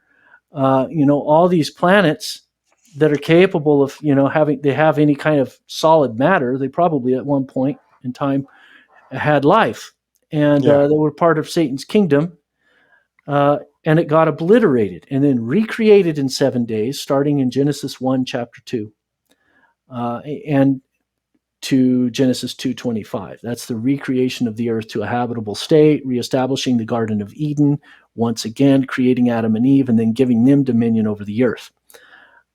So the ancient past predating Adam and Eve, and then Adam and Eve, and then the battle and the rebellion that predates Adam and Eve, reinitiated here on Earth in the Garden of Eden.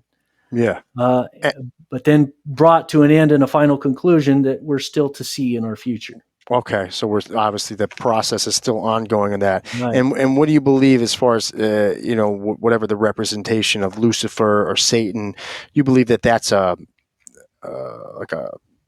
that is it a being? Is it one entity? Is it something that is it's not physical, but it's in a higher realm, some type of entity? Is that what that is? Lucifer's a fallen angel, just like Michael is an angel, right? He appeared with the Watchers, with the B'nai Elohim, in Job chapter 1, Job chapter 10, I believe. So in two places in the book of Job, it says Satan was there with the sons of God, B'nai Elohim, presenting, making accusations against the believers, right? So against anyone who claims, alliance with God or whatever, well, Satan's there to make accusations of like, oh, they say they're aligned with you, but look what they're doing over here. Look what they're doing over there, So that's his whole point, to try to prove God wrong. Yeah. It's a whole legal matter, actually. So when you see it playing out in the book of Job, it's, there's legal terms that are used. And even those legal terms are used in the New Testament, too. Jesus is our advocate. So Jesus is the judge. He's also an advocate for those who are aligned with him, right? Satan is the accuser. The word Satan literally means accuser. So he's there, but he's playing both sides of that court, right? Satan is like being the instigator, tricking people and getting people to do things that they probably normally wouldn't do, really testing us out, every angle, finding every weakness. We have three enemies. We have our flesh and Satan himself, and in the world at large, all these things coming against us, right? But then we have God. We have this divine aspect of us as well, where the breath of God actually literally runs through us. God's life, our life comes from him. So there is a divine aspect of us. We understand what love is because God is love and God created us. So this is a profound understanding of the essence of love, which is God's heart. We somehow intuitively know this, right? So we know truth. We kind of know some truth. God planted it in us, but this is all playing out, in the spiritual realm, and it's testing us to see who's going to be on God's side and who's going to be on Satan's side, and it all predates humanity, and it's all going into the eternal future. Yeah, and it's really cool because there's this whole spiritual aspect, and then there's this sci-fi and fantasy type stuff going on, and otherworldly beings, and then you got these Nephilim, and Nephilim are even like part human, part humanoid, part animal. Yeah, and so there's even these weird creatures that I think that were probably actual living creatures, biological living creatures. That we think of demons as purely non-physical, right? Yeah. But no, they actually used to be physical beings at one time, and then they died, and then their ghosts are actually these Nephilim. The word Raphaim means demon in Hebrew. Yeah, it's translated as shades and spirits and giant. So the same word translates. That's the origin of demons. God didn't create them. They're the creation of this demonic hybridization of fallen angels and humans or animals. Yeah. As far as you stated that not all ghosts are spirits, but is it not all spirits are ghosts? Is it, and that how do we factor in this whole thing about ghosts and spirits? And one of my other guests that I had on for my episode 5, I thought it was actually very fascinating. He was a friend, a good long lifetime friend of the editor of Famous Monsters of Filmland magazine. And the gentleman's name was Forrest Ackerman, and he was a devout, when he was alive, he was just devoutly an atheist when he was alive. And apparently he said, if there is some type of afterlife, if there's something beyond this life, You'll be the first one to know, because I'm as a living his life. He was a skeptic, and then apparently after this gentleman passed away, I think at the age of like 92 or 93, these very strange occurrences started happening to Paul Davids, who then went on to write a book. And one of the most fascinating things that I saw in this book was a piece of paper. Actually, there was physical evidence. He was at a vacation house he has in, I think it was New Mexico, and he was washing his hands after using the bathroom or something. He was in the bathroom. He had some tax documents on his bed. He was just going over his documents for his business and his affairs. And when he came out of the bathroom, he looked down at the piece of paper, and there was actually like somebody took like a quill and ink pen and lined out a line on a sheet of paper. And he knew, because he had printed these documents out like hours and hours before, there's no possibility like that was from when the document was printed, like some sort of like glitch in the printer. Like somebody, while he was in the bathroom, some unknown force lined out words on a piece of paper, and he actually started researching what these words were, and it was a play on words. It almost kind of came out to like a joke, because the guy Forrest Ackerman was big on puns and big on word plays, and it was almost a play on words when he actually found out what it meant. But like the bottom line is like what I'm trying to get across. It seems like in this instance there was enough things that happened that I got the feeling that this was a real event. Like whatever's happening with this guy Ackerman and visiting these people and changing words on a computer screen, like there's really no other way to explain this, that it had to be some type of spirit of this man trying to communicate with them. It didn't seem like it was evil. It didn't seem like it was doing anything malicious. So at the end of the day, it almost seemed like the same type of person he was when he was alive was almost kind of just coming like he said he would if he discovered there was some. So like, what's your take on this whole thing? Because thank God. I mean, like, I'm not saying I want to have some type of experience, because I don't know how creepy it would be or not. But I personally, other than a couple dreams where people who have passed away may have come said hi to me once or twice, I haven't had any like life, like waking experience where I saw anything that I would consider like ghost activity or anything like that. What's your take on? It seems to be like a complicated matter. It doesn't seem to be like there's one yes or one no. Like, It's not black and white. I don't yeah, think it's when you die, you go to heaven or hell, right? What's heaven? What's hell? Uh, what's death? What's matter? What's your body made out of? For example, I think the body is a multidimensional construct, for starters. Um, it's a physical vehicle for a transdimensional spirit to interface into this physical dimension. But I say physical loosely because the spirit itself is a physical body also. It is composed of a type of matter. I'll call it exotic matter just to put a word on it, but it wouldn't be able to manipulate electrical objects, make light bulbs flutter. You wouldn't. How does poltergeist activity happen? Well, they say those can be generated from living people, but ghosts can also move things around. So they can manipulate matter.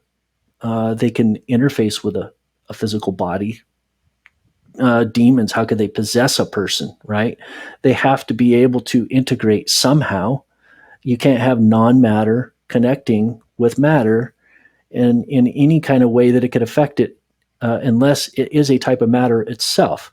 yeah. The ghost agree with that. box works because ghosts can manipulate radio waves. So they are composed of a type of matter. There's even been scientific experiments. This one guy weighed some people's bodies and at the point of death, and the scale actually went lighter. Yes, It's a very, I've very actually heard about that. minute amount of Very weight, small but number, very, very small number, very but small something number, but measurable. And it that wasn't the wouldn't breath. happen. Yeah, Right. they were saying, oh, like when people die, that the diaphragm's going to loosen and the air is going to come out of the lungs. He said, no, it didn't Yeah. account for the volume of air in the lungs. It was something other. Yeah. Yeah. So I could go on and on about ghosts and stuff. I used to do ghost hunting, and I don't anymore because they will follow you home. So for people who like to do ghost hunting, Yeah. you have to be very Ouija careful board. with You that. you were saying I there was a messed with couple in the yeah. paranormal Christian. There was a couple events where you heard, like, it sounds like you didn't go to this party, but when you were in high school, a bunch of kids took a Ouija board home and they said they saw some sort of a cloud form Oh above yeah. them. hmm Yeah, and the one girl fell on the ground and started convulsing and stuff, and then they came back the next day and nobody wanted to talk about it. And our poor band teacher, I mean, he got so frustrated when we were literally messing with a thing in the practice room in the back during class, and he came back there and saw it, and he got so mad he threw it in the trash, and he was like, "This demonic stuff," you know. Yeah, yeah. So it So doesn't sound like, after hearing that story and after hearing more than one stories about Ouija boards, it doesn't really sound like anything I'd want to play games with. It doesn't it's sound like it. divination, you know. What's that? It's divination. It's a type of divination. So it's I made my house look like a ball of Swiss cheese if you could see portals, if you had that ability, because I mess with Ouija boards and channeling and astral projection and all this kind of stuff Yeah, in my house. And I opened up all of these things, and it was all just kind of there, but being quiet, sort of on the down low until yeah, until I had my vision and Jesus, came and spoke his name in my ear. And it was almost like overnight where the enemy's like, okay, he believes now on a level that, there's no point in hiding anymore, yeah, because the enemy, I mean, here in the Western world, the enemy hides. That's his main tactic. He hides. He likes to play like he doesn't exist. In the Western world, we're scientific, so we do all these horrible things in the name of science. yeah,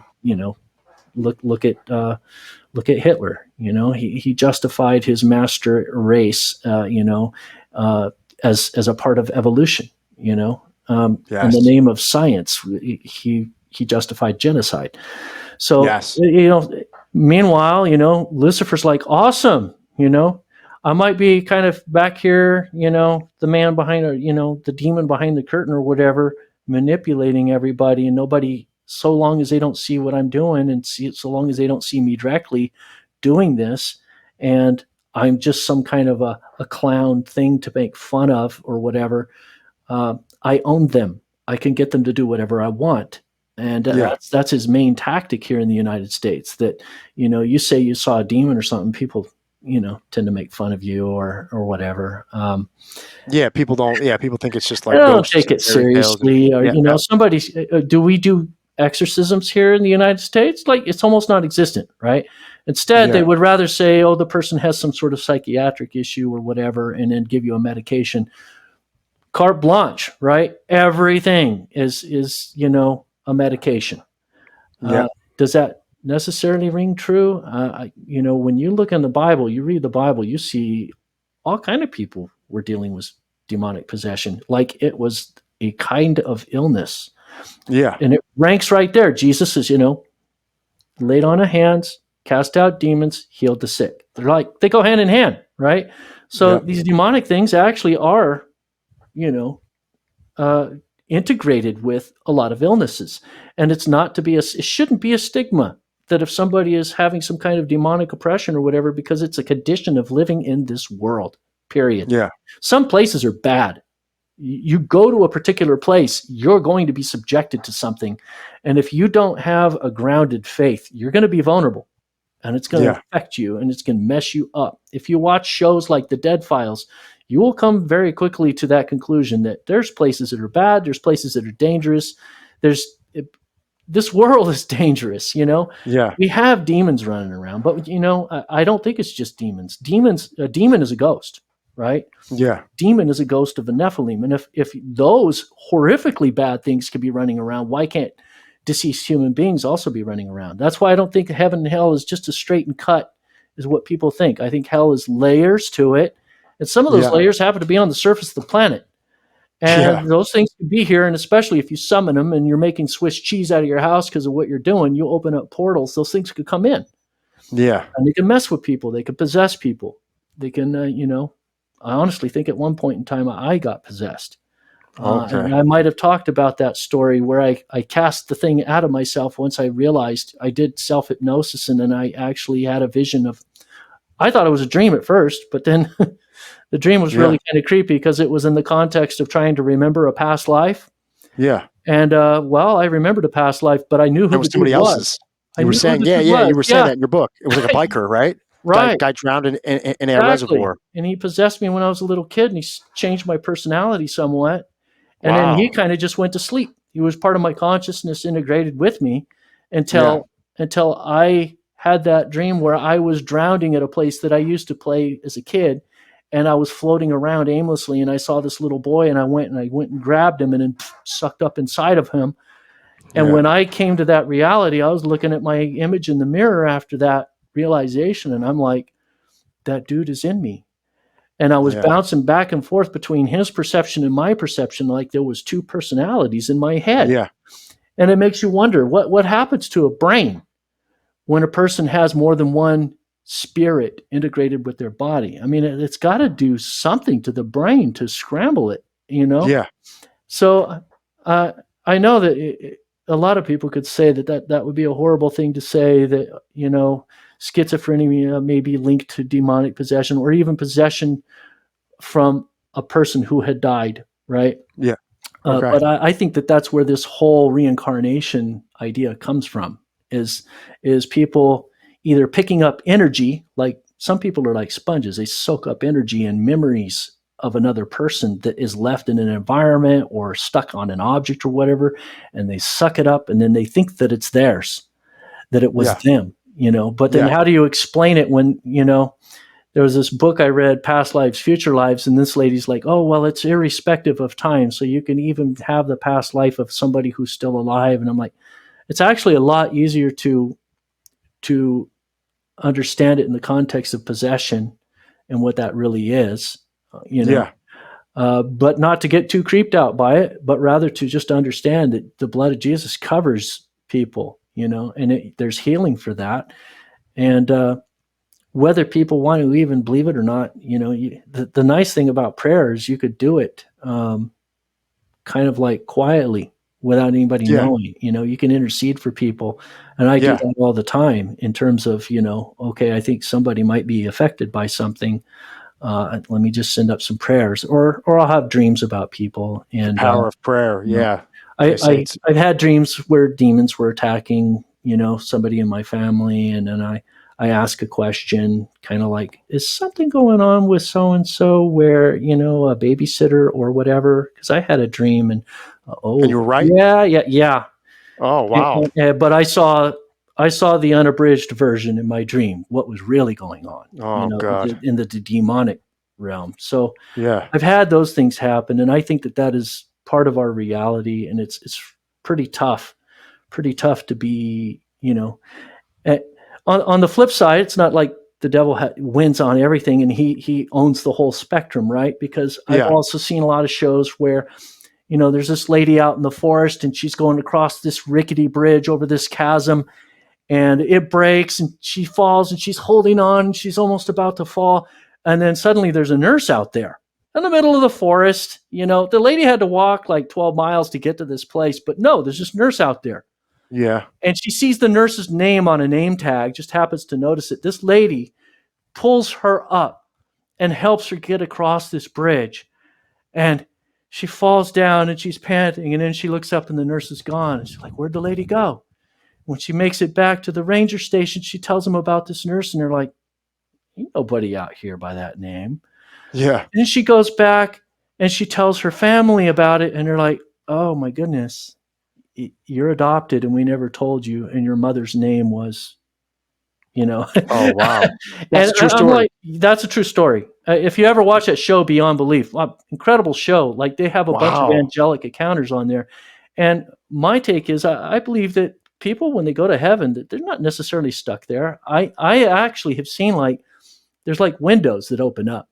When you're in heaven, anybody you want to look at, you just open a portal. You can look around, you could see what's going on in your family members' lives and stuff. And then you have this purview. So like if they're in danger, you know, you could pop in, help out on the down low, usually on the down low, and nobody even notices, and they pop back out, you know. And I believe I've had that happen a number of times. You were saying you had some brushes with death when you were younger. You had more than quite 20. a couple.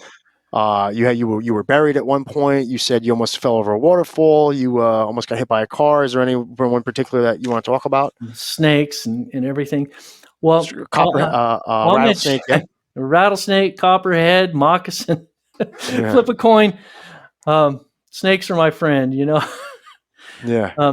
My great grandmother had an interesting story and she said this was an angel who saved her, but I honestly I think that he might have been a great grandfather or something like that, because she said she was dying of carbon monoxide poisoning one evening. She had her window open and neighbors were working on a car Oh. nearby.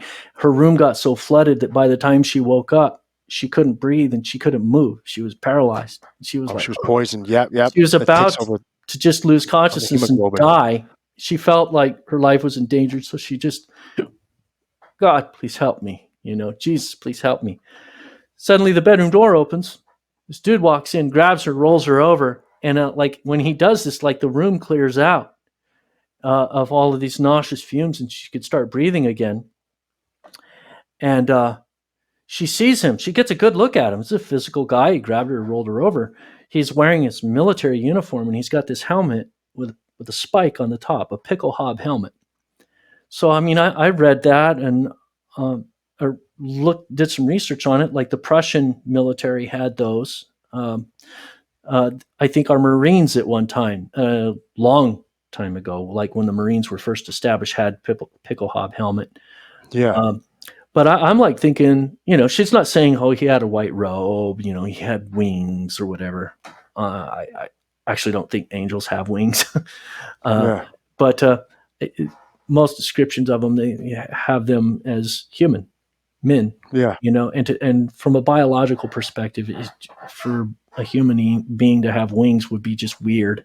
I think angels can fly and they don't have wings. Okay.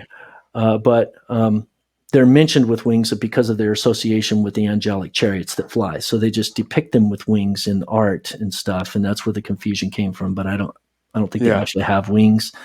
One caveat to that is if you're out of your body in the astral plane, things that you think tend to be superimposed on what you're looking at and interacting with. So if you're expecting an angel to have wings, you might put them on there, whether they're there or not. Because it's a very malleable reality that's subjected to your thoughts a lot more so than this reality. Yeah. That's the only caveat. But this guy sounded like he might have been an ancestor of hers and that he came and saved her life. So she doesn't, she's not here for me to ask her more questions about, do you have any family members that were maybe in the military? But I mean, I would ask that now.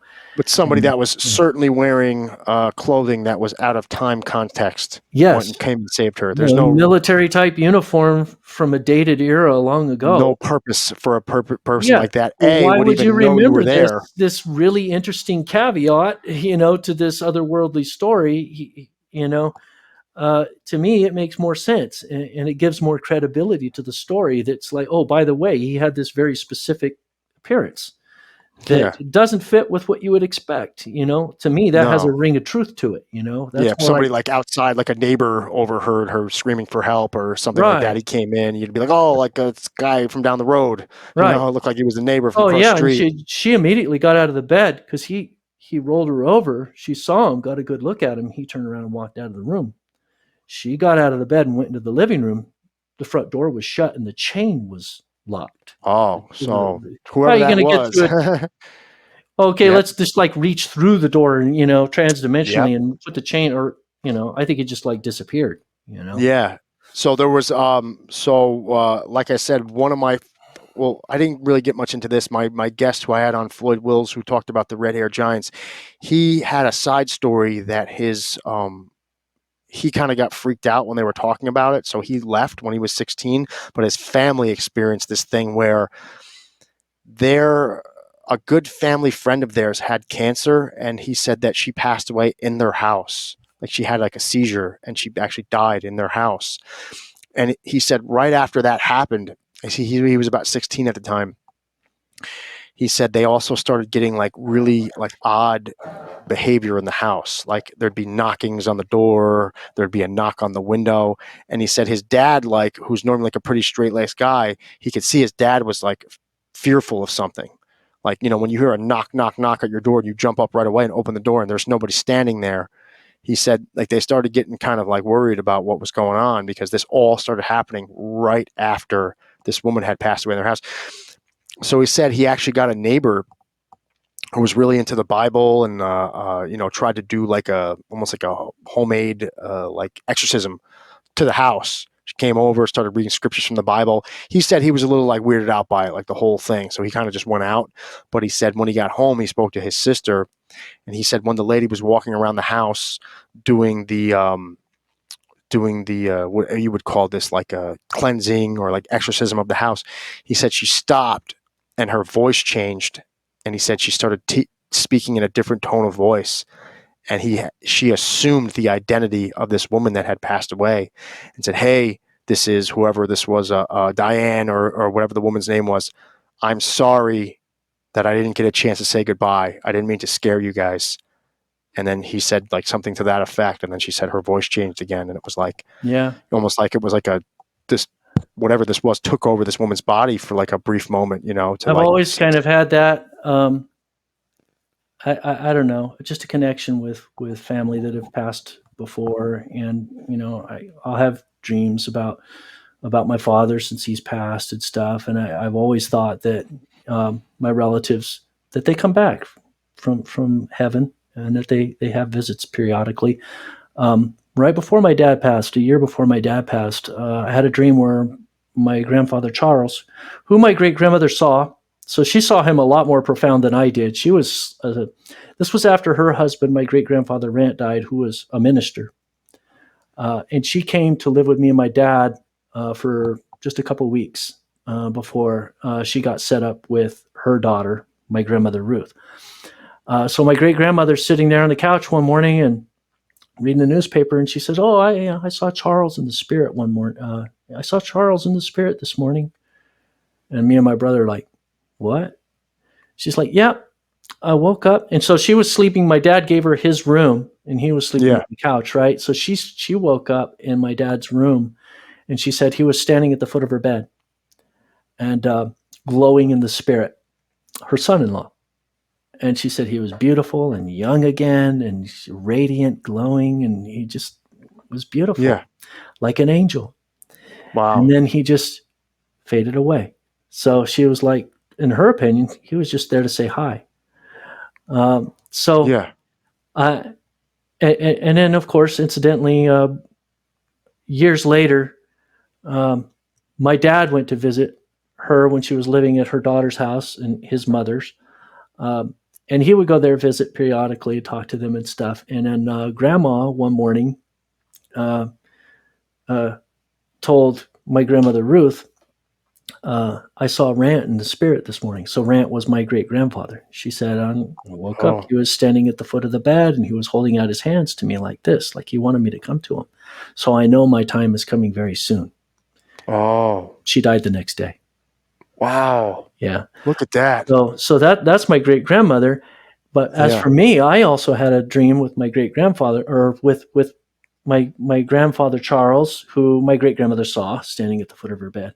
So in my dream, he showed up, and we're like walking down the sidewalk together, And I remember we were talking about something, but it was just like casual. And in the dream, I wasn't like fully aware that he was dead until partway through, and then it was like, oh wait, there's something special going on here. This is grandpa. Yeah.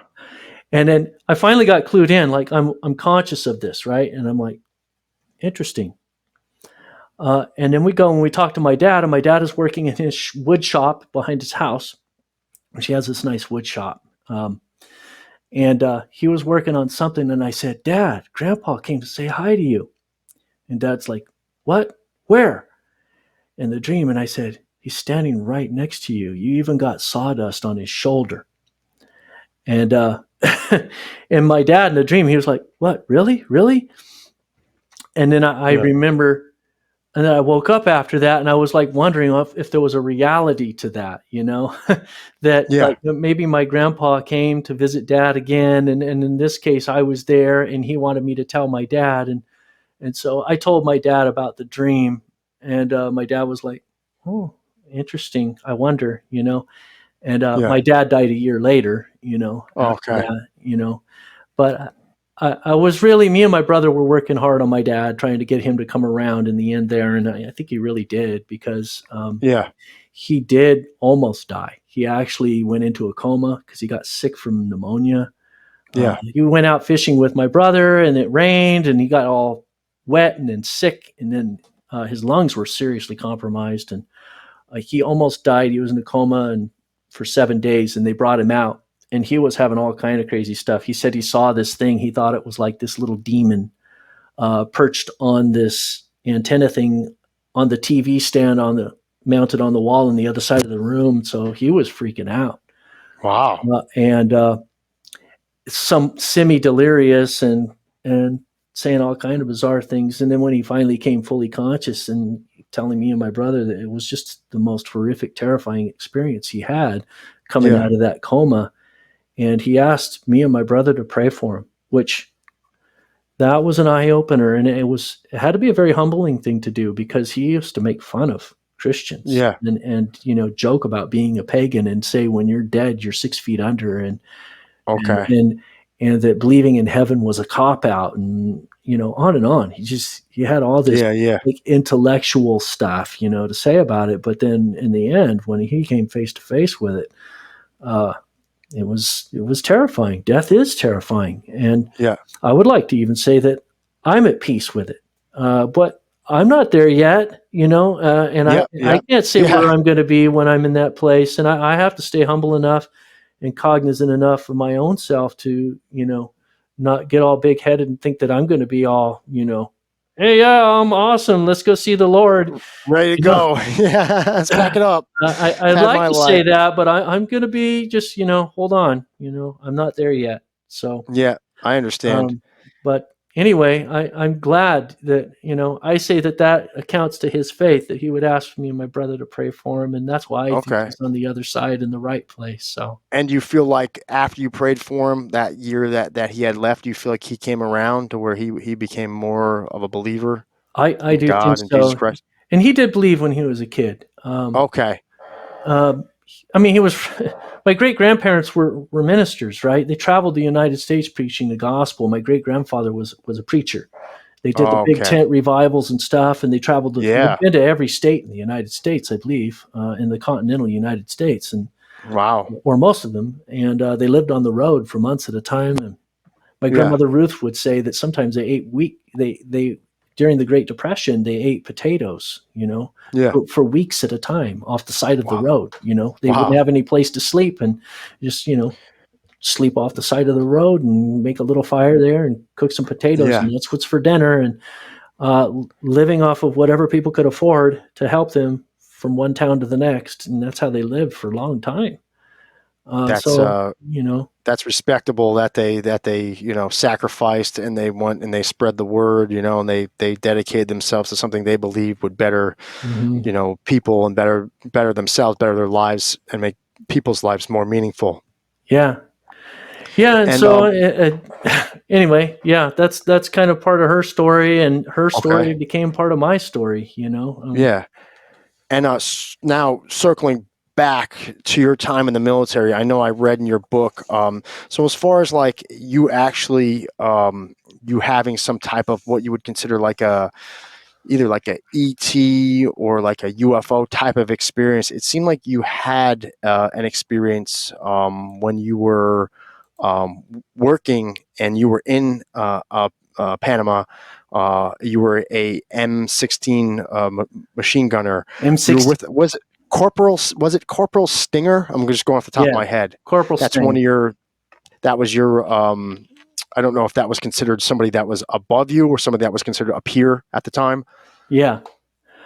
He was my team leader at the time. So your team leader, you had it seemed like this guy would rib you a lot for like having any sort of belief in anything other than what's physically in front of us right here and right now. And I know I've come across people like this before, and I've been, I've even gotten funny looks from people, the second you start believing in something more than what's in front of your face or what you've ever seen in your life. There's a certain bit of courage to be able to kind of put yourself out there like that. So you apparently were stating that you were that type of person at the time in your life before this encounter where you had a dream where Jesus came to you, but you were still into ghosts, you were still into UFOs, what exactly happened with this one event, if you could talk about it? I got what do you call it? Some slides here to show, if Oh, that's cool. okay. So yeah, this is when we went to Panama during the Panamanian conflict, and I was the M60 gunner. Here I am right here, and this event happened on Fort Sherman. It's right here. They had an obstacle course in the back of that base in the jungle. That's us climbing down the rope there, and we did convoys right at from Fort Sherman to Howard Air Force Base, and then different places like that, all throughout Panama during the time there. And here at the Fort Sherman, the jungle here, the back of the base didn't have a fence. There's no real perimeter other than the jungle itself, and of course, nobody in their right mind would try to go through that jungle.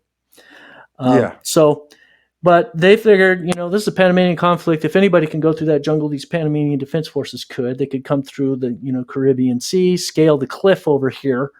Pretty unlikely, and then go through the jungle of the poisonous snakes and the bugs and the plants, everything trying to kill and eat and sting and bite you. Malaria, right?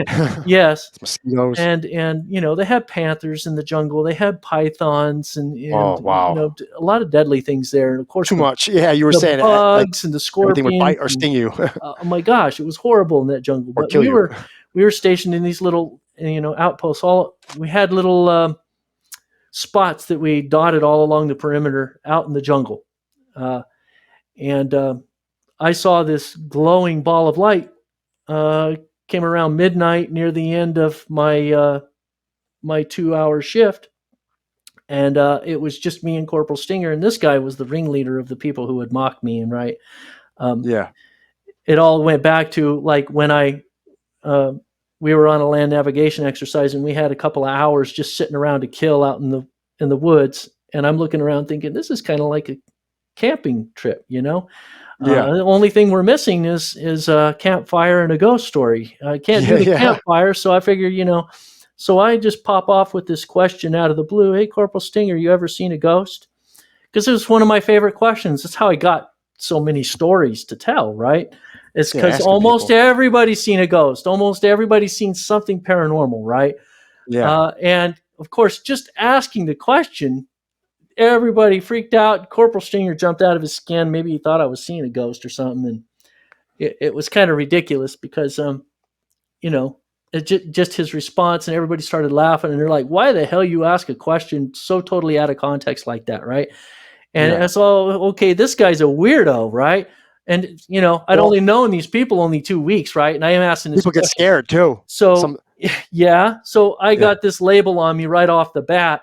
And then it didn't help that I played Dungeons and Dragons. I found a couple of guys that I could actually relate to, and we played Dungeons and Dragons and stuff. So they always teased me about being a wizard and summoning and sorcery and all this ridiculous stuff, right?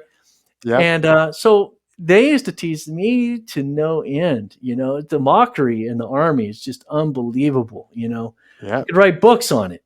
They try to get you to fall in line. I got a little bit of that in law enforcement. I think it's a mentality where if you stand out from the crowd, then you all of a sudden, like the group is not as strong. If there's an individual, they don't want people who are individuals because individuals are considered somebody, well, if you think differently and you act a little differently, then when it comes time for combat, are you going to be a little different when we need you? Oh, yeah. So I think there's like this, they try to beat that individuality out of you. Manufactured stress to see if they can ferret out the weakness, and if you can't handle it, then you shouldn't be here, right?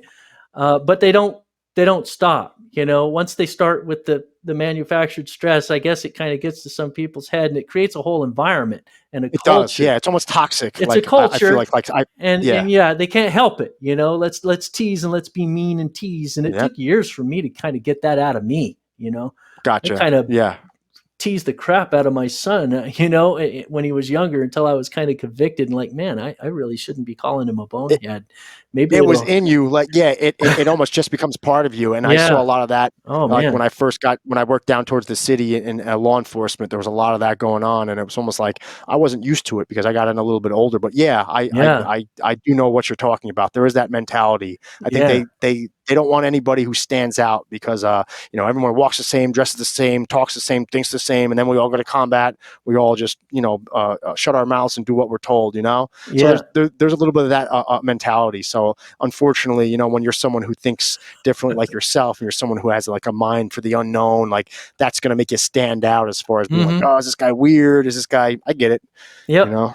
So it was out in the jungle where I'm with Corporal Stinger, the guy who's the ringleader of the mockery pack, and he's asleep. I'm awake, and I'm seeing this, this middle picture here, something like this, about maybe, several hundred yards out in the jungle. So first, it's like on the left, right? There was this hazy kind of sheet lightning, they call it, where you have this kind of hazy, cloudy, mixture of mist, and it's like extreme humidity, and there would be lightning up there, but you wouldn't see it as streaks. It would just be more like fluttering, a flash. Fluttering flashes, out. sheets of fluttering light, right? Okay. That had been going on all evening. So much moisture. But then I noticed it was down in the trees, right? And I'm like, what in the world? That's not sheet lightning. That's down here in the jungle. Yeah.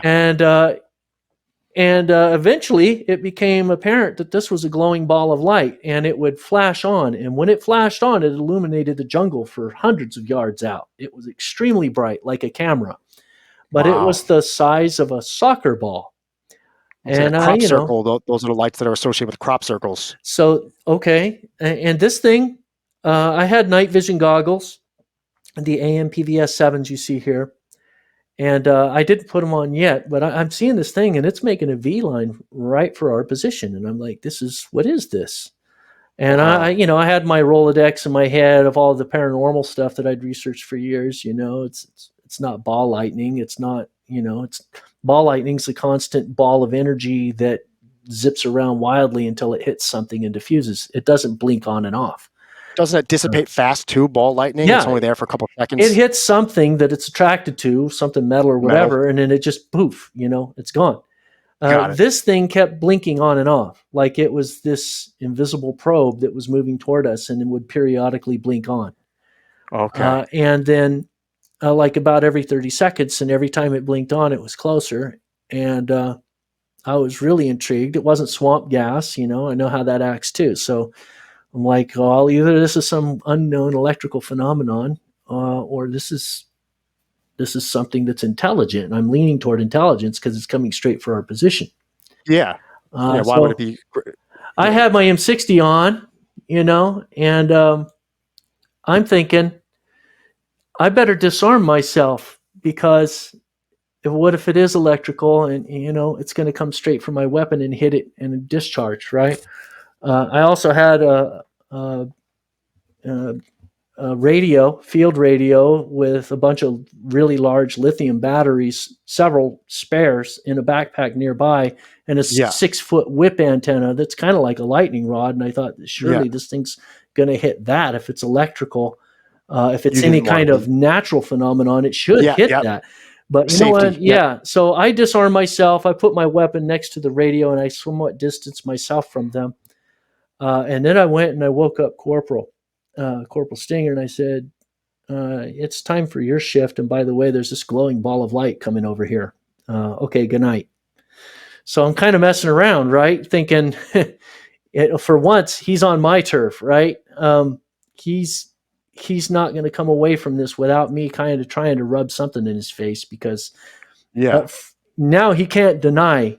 He can't, all that ribbing. Yeah, you had to withstand. He can no longer deny that there's things that you can't explain, because it's right here, right? Yeah. And at first, didn't he try to explain it away? He did at one point. Is he like a bug or something? He started cussing me out. He started cussing me out, thinking it was nothing. But then it flashed again, and I said, "See, that was it." And I know you saw it. And he's like, "What? What the hell is that?" And it comes over, and it's only like 30 feet away, and it's maybe 30 feet up in the trees, right? Oh, that's not far at all. And it stopped. When it reached our position, it stopped advancing, and it was just flashing on and off. It flashed on and off like 2 or 3 times right there in the same spot. And I said, look, it came straight here, and it stopped right there, and it's checking us out. That's intelligent.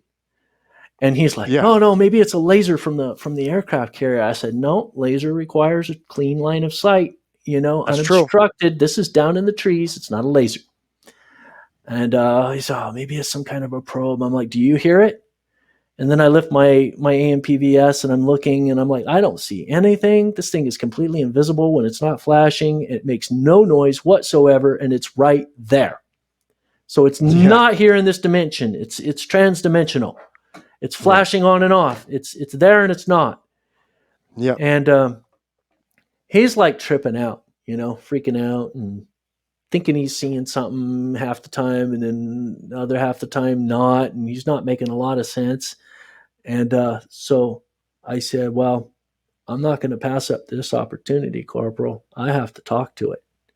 Yeah. And he starts cussing me out. He's pissed off. He's like, hell, if you're going to do that, and I'm like, no, never mind. I'm tuning him out. This was an episode of Star Trek, and I'm in first contact mode, right? Yeah. I put on my James T. Kirk, hat and walked out into a clearing there. And I addressed this ball of light, and I said, I come in peace. It may not look like it with the weapon over there and everything, and the fact that we're having a war here, but it has nothing to do with you. I mean you no harm.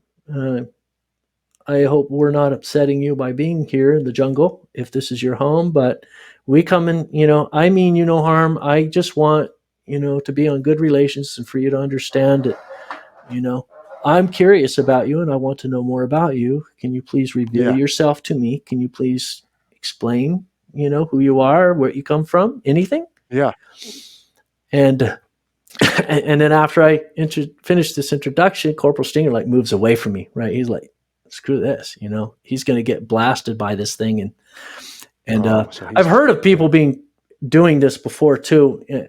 After this happened, I've heard of other encounters where people had seen balls of light like this. And on one occasion, a guy saw something like this in his barn, and then it exploded and killed all the animals in the barn, but left him alive. Wow. So, I've heard of these kind of things before with a ball of light about the size of a soccer ball and intensely brilliant, bright light. But I didn't know about those things back then. But, I did know quite a bit about paranormal things. And so I figured this was sentient, whatever it was, and I wanted to communicate. Yeah. So its normal cycle of about every 30 seconds paused, right? It wasn't doing it every 30 seconds. Like it was thinking about a response. Yeah. I'm like, whoa, And then this intense sense of being watched settled over me, like really strong. This presence emanated. And it emanated so powerfully that I knew where it was, even though I couldn't see it. I felt it. Wow. And then I felt it moving toward me.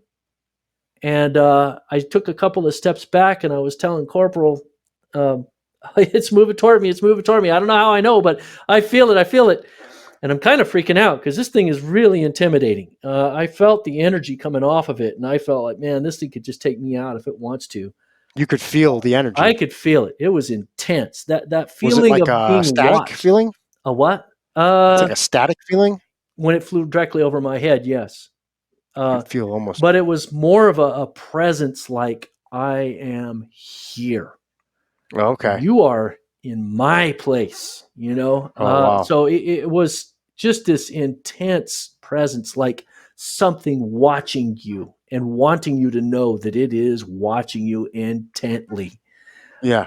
And it was pretty darn uncomfortable, but I just tried to not be scared.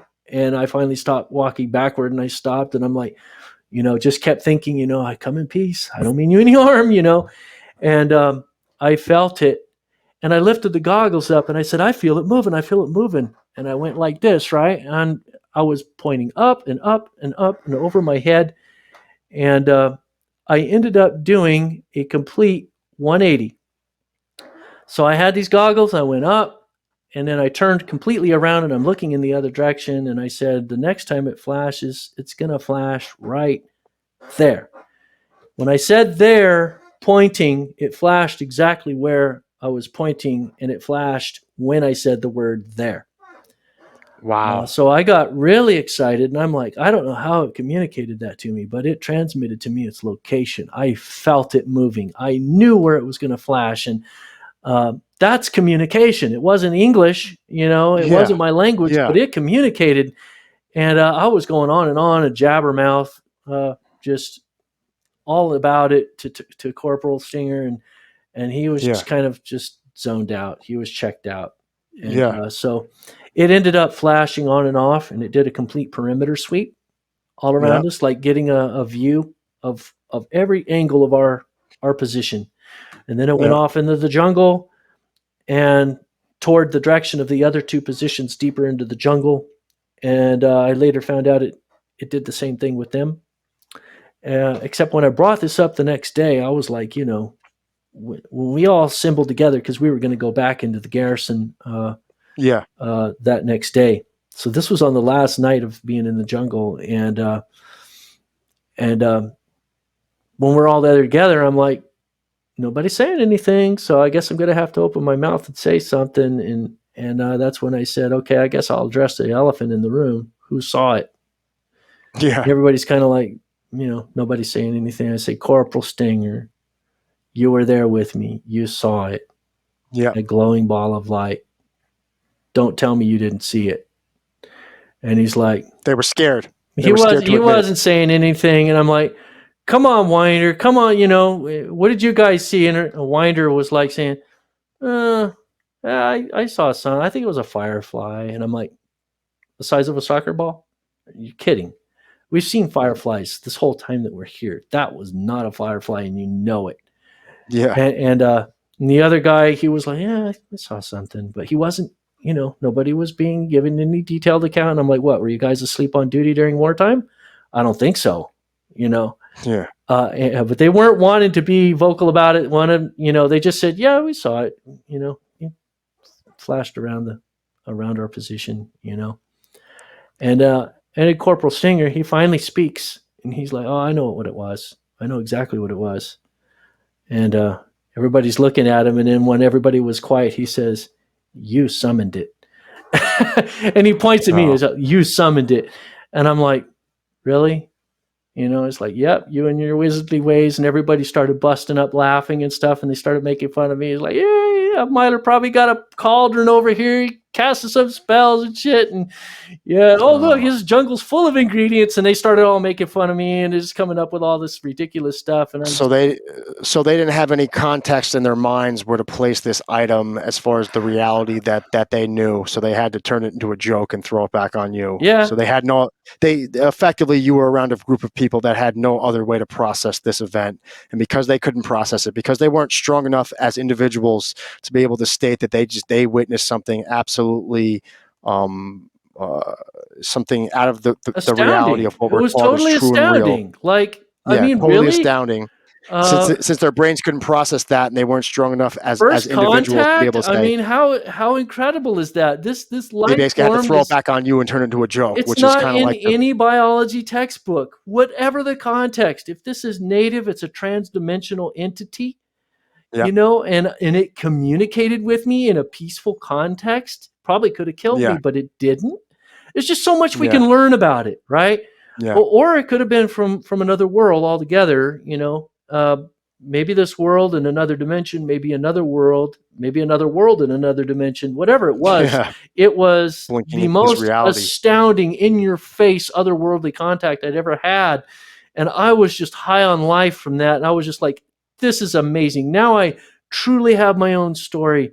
Not like I didn't have any stories before, because I had plenty of paranormal things happen to me in my life. But this one was like, wow. But that's as real as it gets. This is not just me saying, on a camping trip, a lizard showed me how to get back to camp, right? Yeah, that happened to me too. But you witnessed something that was observed by multiple other people in multiple different locations. Saw this, and it communicated with you where it was moving without actually saying a word or making a sound. Telepathically, so some sort of energy. Yeah, some sort of telepathic energy was communicated to you about the location. Yeah, that's absolutely an amazing story. And is your takeaway, and just to sum up that event, was your takeaway from that that was just an opening into like that affirmed the reality that you already knew was there, but you just never had that like experience to say like, hey, that, like, for example, I'm not necessarily asking for it because I know sometimes weird things happen to people. So I just say it like lightly, like it would be cool to have a story like that if it was like a positive story. But like Yeah. I don't have an experience as far as UFOs other than one time seeing something I might have thought was something about a silverish object way up in the sky. But you know, like I I said, used to I'm have not 100%. dreams all the time when I was a That's kid about yeah, being like that's real. abducted Yeah, and that's real as it gets. yeah. You had a sighting. You were in the military. It was observed by multiple people at multiple different perspectives, and you actually had the Yeah. object come and approach you, and then it communicated with you that you had to turn up and look around exactly where it was going to be. Like that is an amazing story. Yeah. Did that like I said, I don't want to put words in your mouth, but like other than just having that experience, like was that what it showed you? Like, was there something more that showed you, or did you just feel like that opened your eyes to like, yes, this is real. This is the like the thumbs up that this is real. Yeah. Honestly, I mean, God is in charge of all the universe and stuff. I kind of felt like that was a gift for me. Yeah, Um, whether or not it was, just specifically picked out by God to do that, but what my great grandmother saw in the turn of the century, the cigar shaped UFO flying by, and the dude even turning his head and looking at him, and they saw it. Her and her sister saw it. I yeah, kind of felt like, that was for them to pass down. And, I was the recipient, and I felt like, okay, that's a mantle, I'm going to take that and I'm going to do something with this. yeah. That didn't even occur to me when I wrote my first book, Aliens in the Bible. I didn't even think that story, right? Oh, Until I wrote Aliens in the Antichrist, the book after, and then I was like, oh wow. Or no, actually, yeah. not even in Aliens in the Antichrist. It wasn't until I wrote The Strong Delusion, I think, that it finally occurred to me, Okay. like, wow, I have this family heritage of this otherworldly stuff Yeah, going on, and it dates yeah, back to my great grandmother. But then I saw something too, so they're kind of connected, and I think it's converging with a prophetic significance to it. All of this yeah, otherworldly ET stuff. The more I was yeah, reading the Bible, the more it was pointing to end times events, and it's like this is a sign. Jesus yeah, said, it'll be like the yeah. days of Noah. The heavens will be shaken, right? You'll see signs and wonders in the heavens. Well, it's what we're seeing right now. Yeah.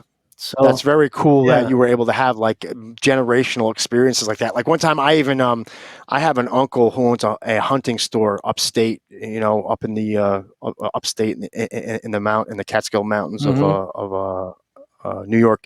And I even asked him one time, I was like, how do I bring this up? Because I'm like, he lives up there in the middle of nowhere and he's lived there his whole life. I'm like, one time I kind of like I alluded towards it, and like I could just feel like I don't know, like I could tell he was going to get weirded out, so I kind of just dropped it. I was like, wow, I was like, you live up here in the middle of nowhere. I was like, I know sometimes like I started talking about like a police story. I was like, I heard this one time this thing happened. I was like, other than that, I was like, has anything weird ever happened up here? Like anything that you can't explain? Like, and I just kind of left it at that because he kind of just looked at me like, no, like I'm like, all right, I'm like. I'm Well, like, I'm. I don't want to make this That's weird part of because I was why like, I if I start became such asking a. about aliens and ghosts, he's just going to look at me like, what, like, what? How the hell are you asking me a question like that? But I did want to ask him. So I just kind of said to him like that. I said, have you ever seen anything like strange, like anything that you can't explain going on around here? I mean, you have so much That's my mountains. There's favorite just like, so much, question. Yeah, yeah, yeah, I always ask. I love asking people that yeah. because it's like, but like, you have to almost do it. Like I've learned, like it's like in the right company because sometimes people just might look at you Oh like yeah. what, like huh, And you get the like so. I'm rain like, of yeah, mockery coming down on top of you, which I learned from exactly. the army. It's like, wow, know your audience. You have to know you your know, audience, yeah. And I'm yeah. like I'm even at a point because I currently am active in law enforcement, so it's like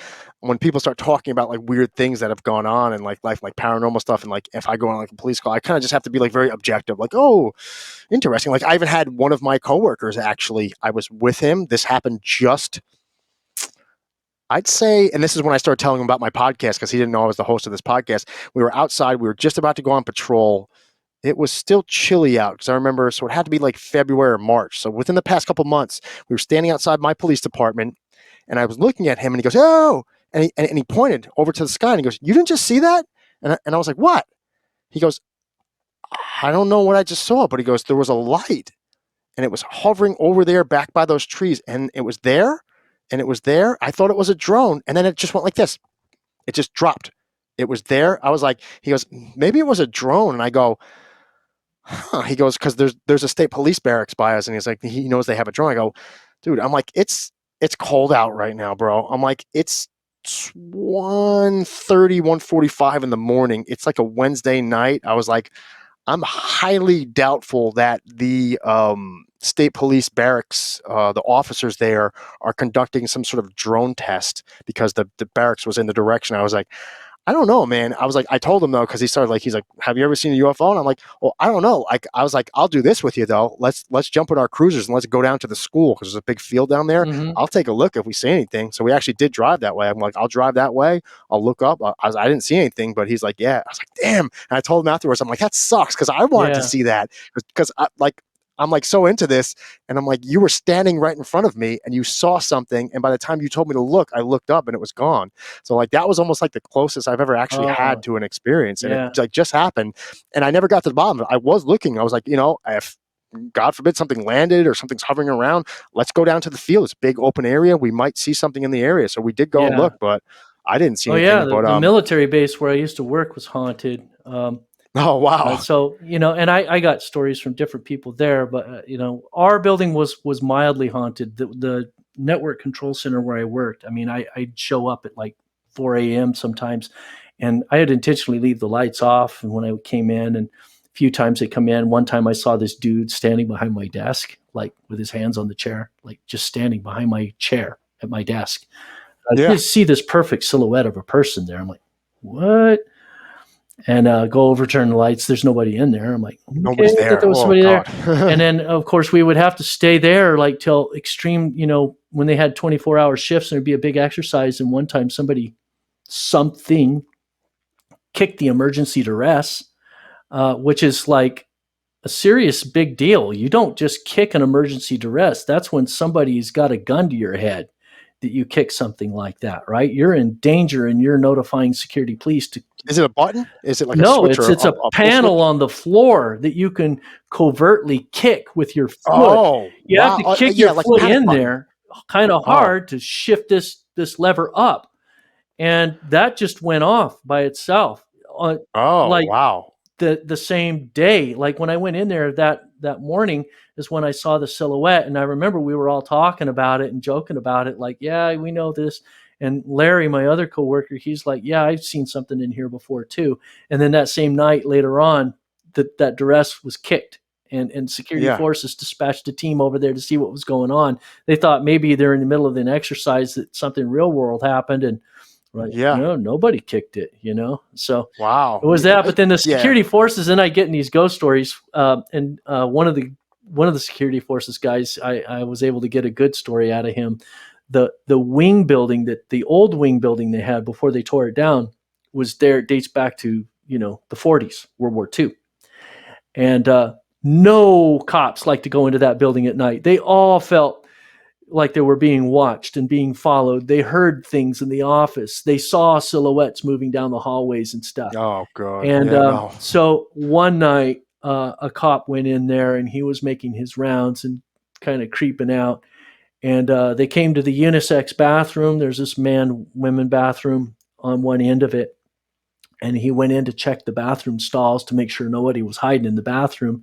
And when he pushed on the toilet stall, somebody shoved the door back, right? Slammed it back in his face shut, right? So he pushed it open.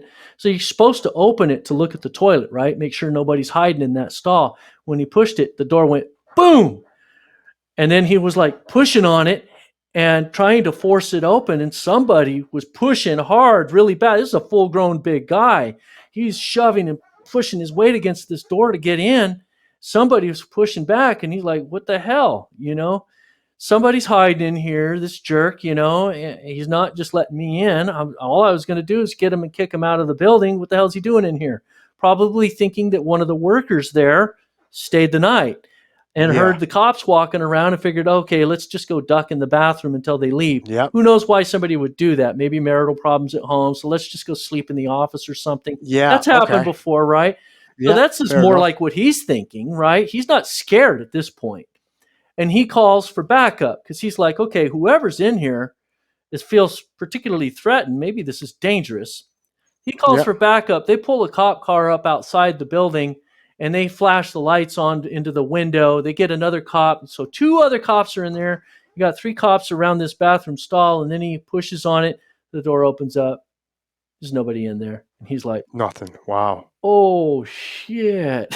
He was Yeah. freaking out. He just chilled. Yeah. He turned ghost white, and he's like, dude, let's get the hell out of here. Yeah, and like also Yeah. embarrassing too, because then now that you put your stamp of approval that like something Right. happened, I mean, and then he like 3 called other for people show up and they're backup. like, They had a car yeah, out. They had 2 other like guys with them. nobody else here, They man. had their Like, weapons locked and loaded. are They're you ready good? to blow Yeah, somebody away. I mean, this is they're gonna getting look at you real. like, are you And sure? it's Like, empty. It's a nothing yeah, burger. And he's yeah. like, whoa, and they're like, yeah, don't worry. We know about this building. Okay, so they all know there's something funny. Oh yeah, This is over the top over anything, and this is adding to the lore of this building. yeah, yep. And even My after they tore that building down and they replaced it with a new building, when my daughter joined the guard, she went into the restroom over on the far end, and while she was in the restroom, the lights turned off. And she was like freaked out and had to kind of grope around because it was pitch black in there and make her way back to the door and like wondered like, why the heck would somebody come in and turn the lights off? flick the light switch off on Yeah, them. during operating hours during the day when everybody's there and everything. Yeah, It's almost like somebody trying to scare her. And yeah, I was like, yeah, that building kind of has the old building that used to sit there kind of had a history for things like that happening. And, I yeah. wasn't any help, to my poor daughter. She's probably just creeping her out even more. Yeah, well, like when it comes to stuff like that, it's just so like you just hear stories Yeah. once in a while. Like mostly they're like, there's not a lot of rhyme or reason or context to them. My fiance, when she worked at a hospital in the emergency room as an emergency room nurse in the Philippines, she said their dietitian at the hospital, I think she's had it happen within the past couple of years. She said one morning he would come in early, like 3, 4 o'clock in the morning, so he can get all the meals ready. So whenever the breakfast was served at whatever 7 or 8 in the morning, that he'd be good to go. So he'd be the only one on the second or third floor in the area where the cafeteria was, preparing everything. And she said that he came in one morning and he ran down the stairs and he was white as a ghost and shaking. They actually had to give him some sort of sedative to chill him out because he was literally white as a ghost. He was shaking and he was crying. And he's like, he swore, he goes, there was a child in upstairs. And he goes, he ran across the room and he went and hid by the water bottle. And when I came over, like I could just tell by the color of the child that it wasn't almost there was something off about the color. So it was not a person. It was almost it looked like almost like a ghost or something. Mm-hmm. And he saw it as clear as day, and it freaked him out. He was screaming and almost crying, a grown man. They had to calm him down. They had to give him a sedative, and he was and then when they started talking about, all the nurses were like, because she works directly in the emergency room, she saw people die all the time, children die all the time, babies stillborn. There's a lot of people who have died in that hospital, and they said, well, yeah, there was a child matching that description when they first opened the hospital. A child came in and he was sick and something happened and he had some sort of blood disorder, and so they kind of tried to do the math on the paranormal side of well, did this guy see something? And they're like, yeah, people hear stuff here all the time. A lot of people have died in this building. So it's you get that in hospitals. I think in emergency rooms, like us being the person that visits an emergency room hopefully once every decade or two, if you've ever had to. It's a very temporary thing. Mm-hmm. But for people who have to spend a lot of time in these areas where a lot of people have passed. But just to kind of sum up just some of the rest of your work. So you've done it looks like you did some screenplays and so, other than being an author, you've worked on some other things. A screenplay. There was I remember reading about it in the Paranormal Christian. You talked about 2 screenplays that you wrote.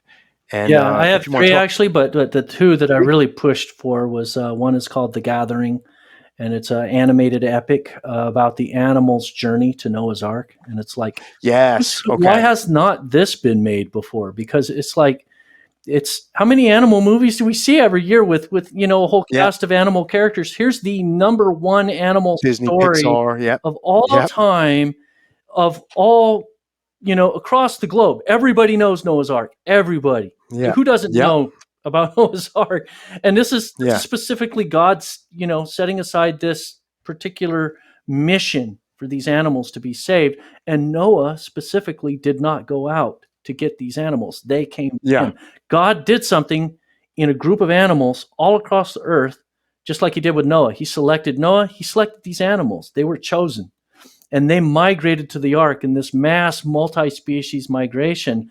So this is the backstory, and it literally Yeah. states that in Scripture. In Genesis 6:20, I believe it says that the animals came to Noah. Yeah. And if they orderly went into the ark 2 by 2, predator, prey, didn't matter. They set that aside. They're like, you know what? It's cool. You're peaceful. I'm peaceful. We're not going to Yeah. go attacking each other right now. So somehow God had to settle the food issue with them. So I kind of made a funny thing out of that in the story, but basically it's something that's in the Bible literally, and that's what inspired me to write it. But it's this lion has generations of the lions having these dreams about going to this mountain, and they don't know why they got to go there, but it's this mysterious dream that's a heritage of their family, and the grandfather had it, and then the parents had the dream, and then the parents are waiting for the son to have the dream, and they keep asking, "You have the dream yet?" And so they don't know what it means. They just know that it means something, and they think that there really is this place that they've dreamed about for generations, but they don't know a whole lot about it. So there's this mystique about it. And then there's this mysterious eagle that shows up. He just seems to know things, right? So, he pronounces a prophecy, over the lion that, you will lead the largest pride ever to walk the face of the earth, and then he flies away. Yeah. You're like, what is up with this eagle? And, Yeah. the other lions are like, he has a way of knowing things. It's uncannily accurate, Yeah. and, The voice of God. so it's all kinds of interesting symbols and metaphors throughout the story. These evil lions that come in and take over. So, but it's not just the lions. There's a whole cast of characters that there's this sheep that ends up saving a wolf's life. And Very cool.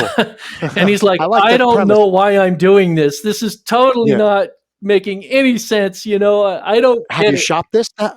Like, is this something that you've shopped to? Like, I so wish that the right people would hear this, because I think if they did, they would see the value in it.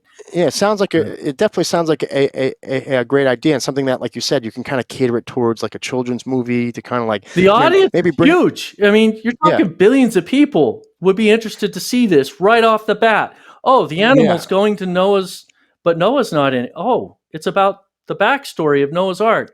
What and caused especially animals to get there, and what they because had to go through to get there.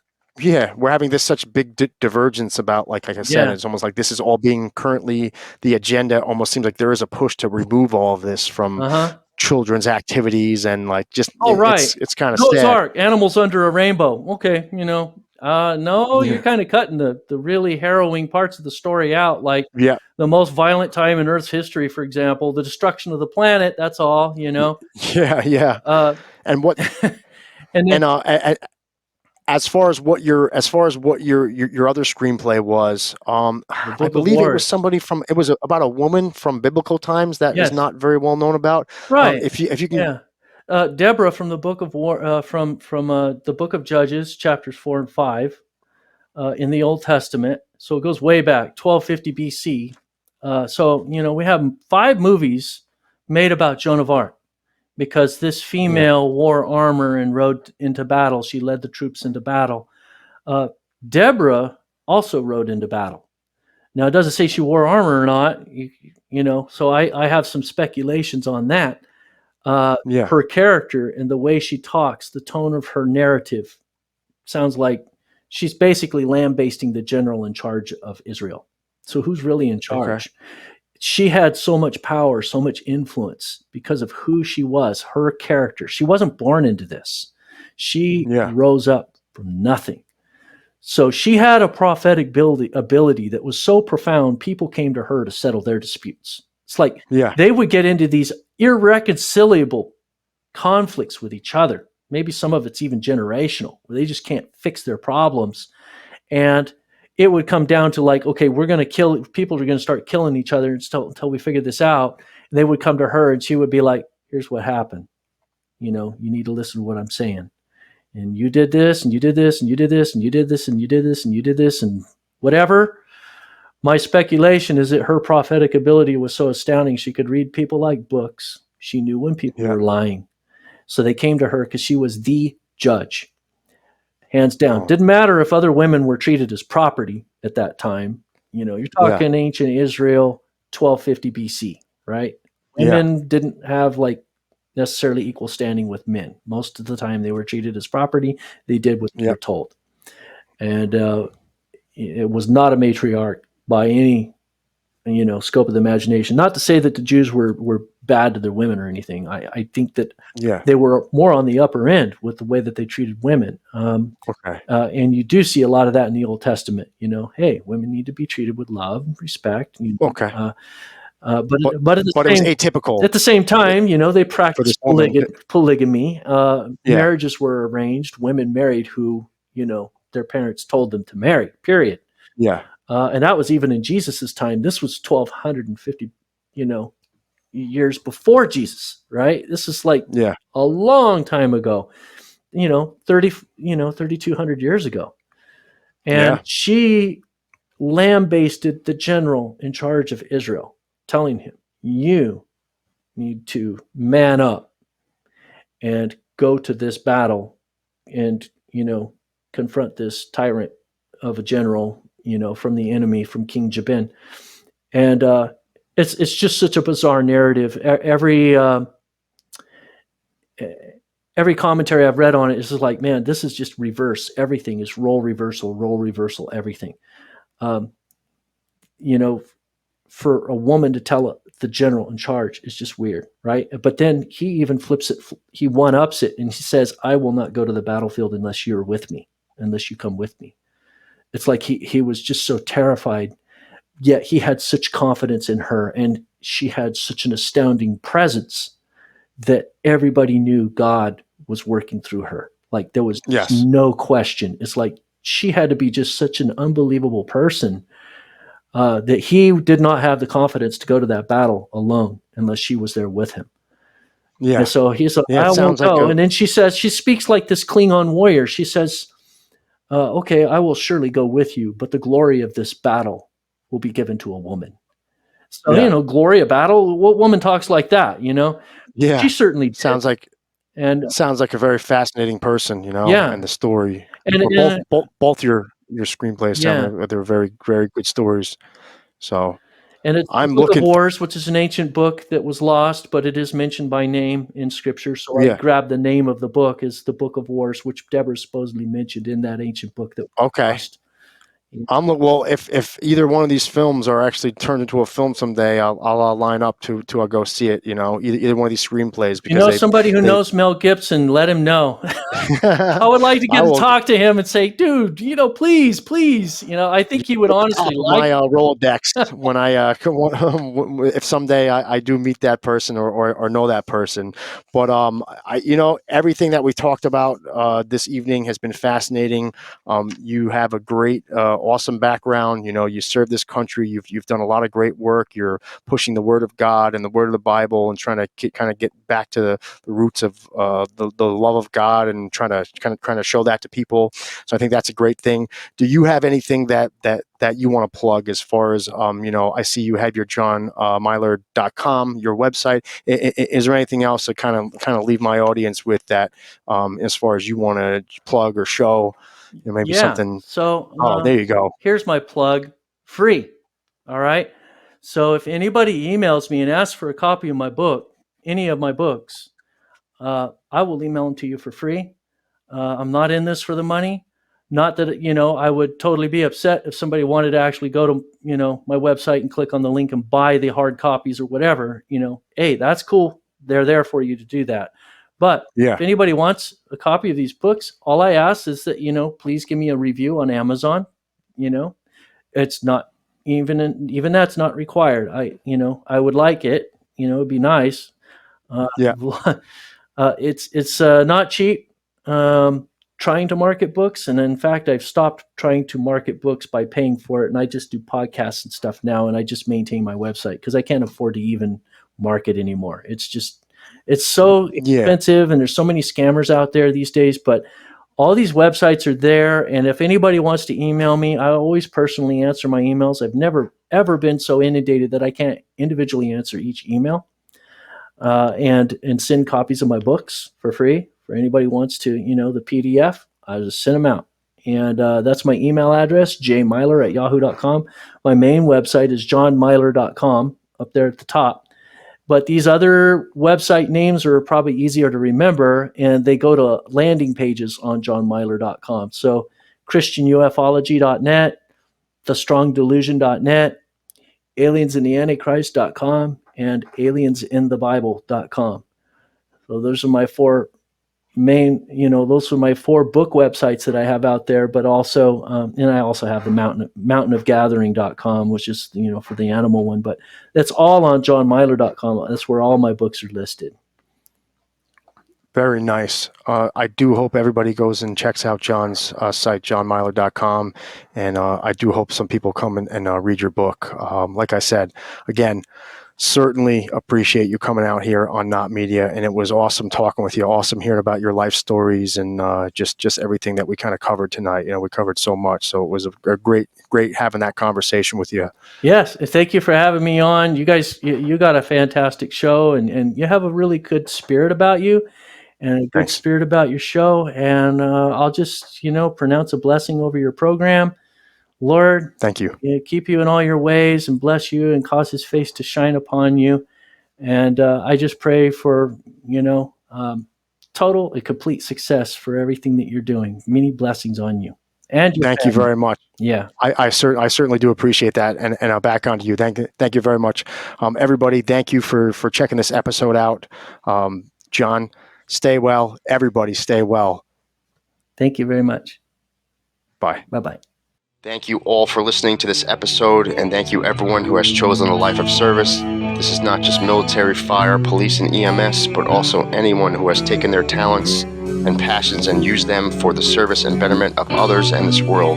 I'm not saying goodbye. I'm saying until next time. This is your host, @NotMedia, JP signing off. Stay well, everyone.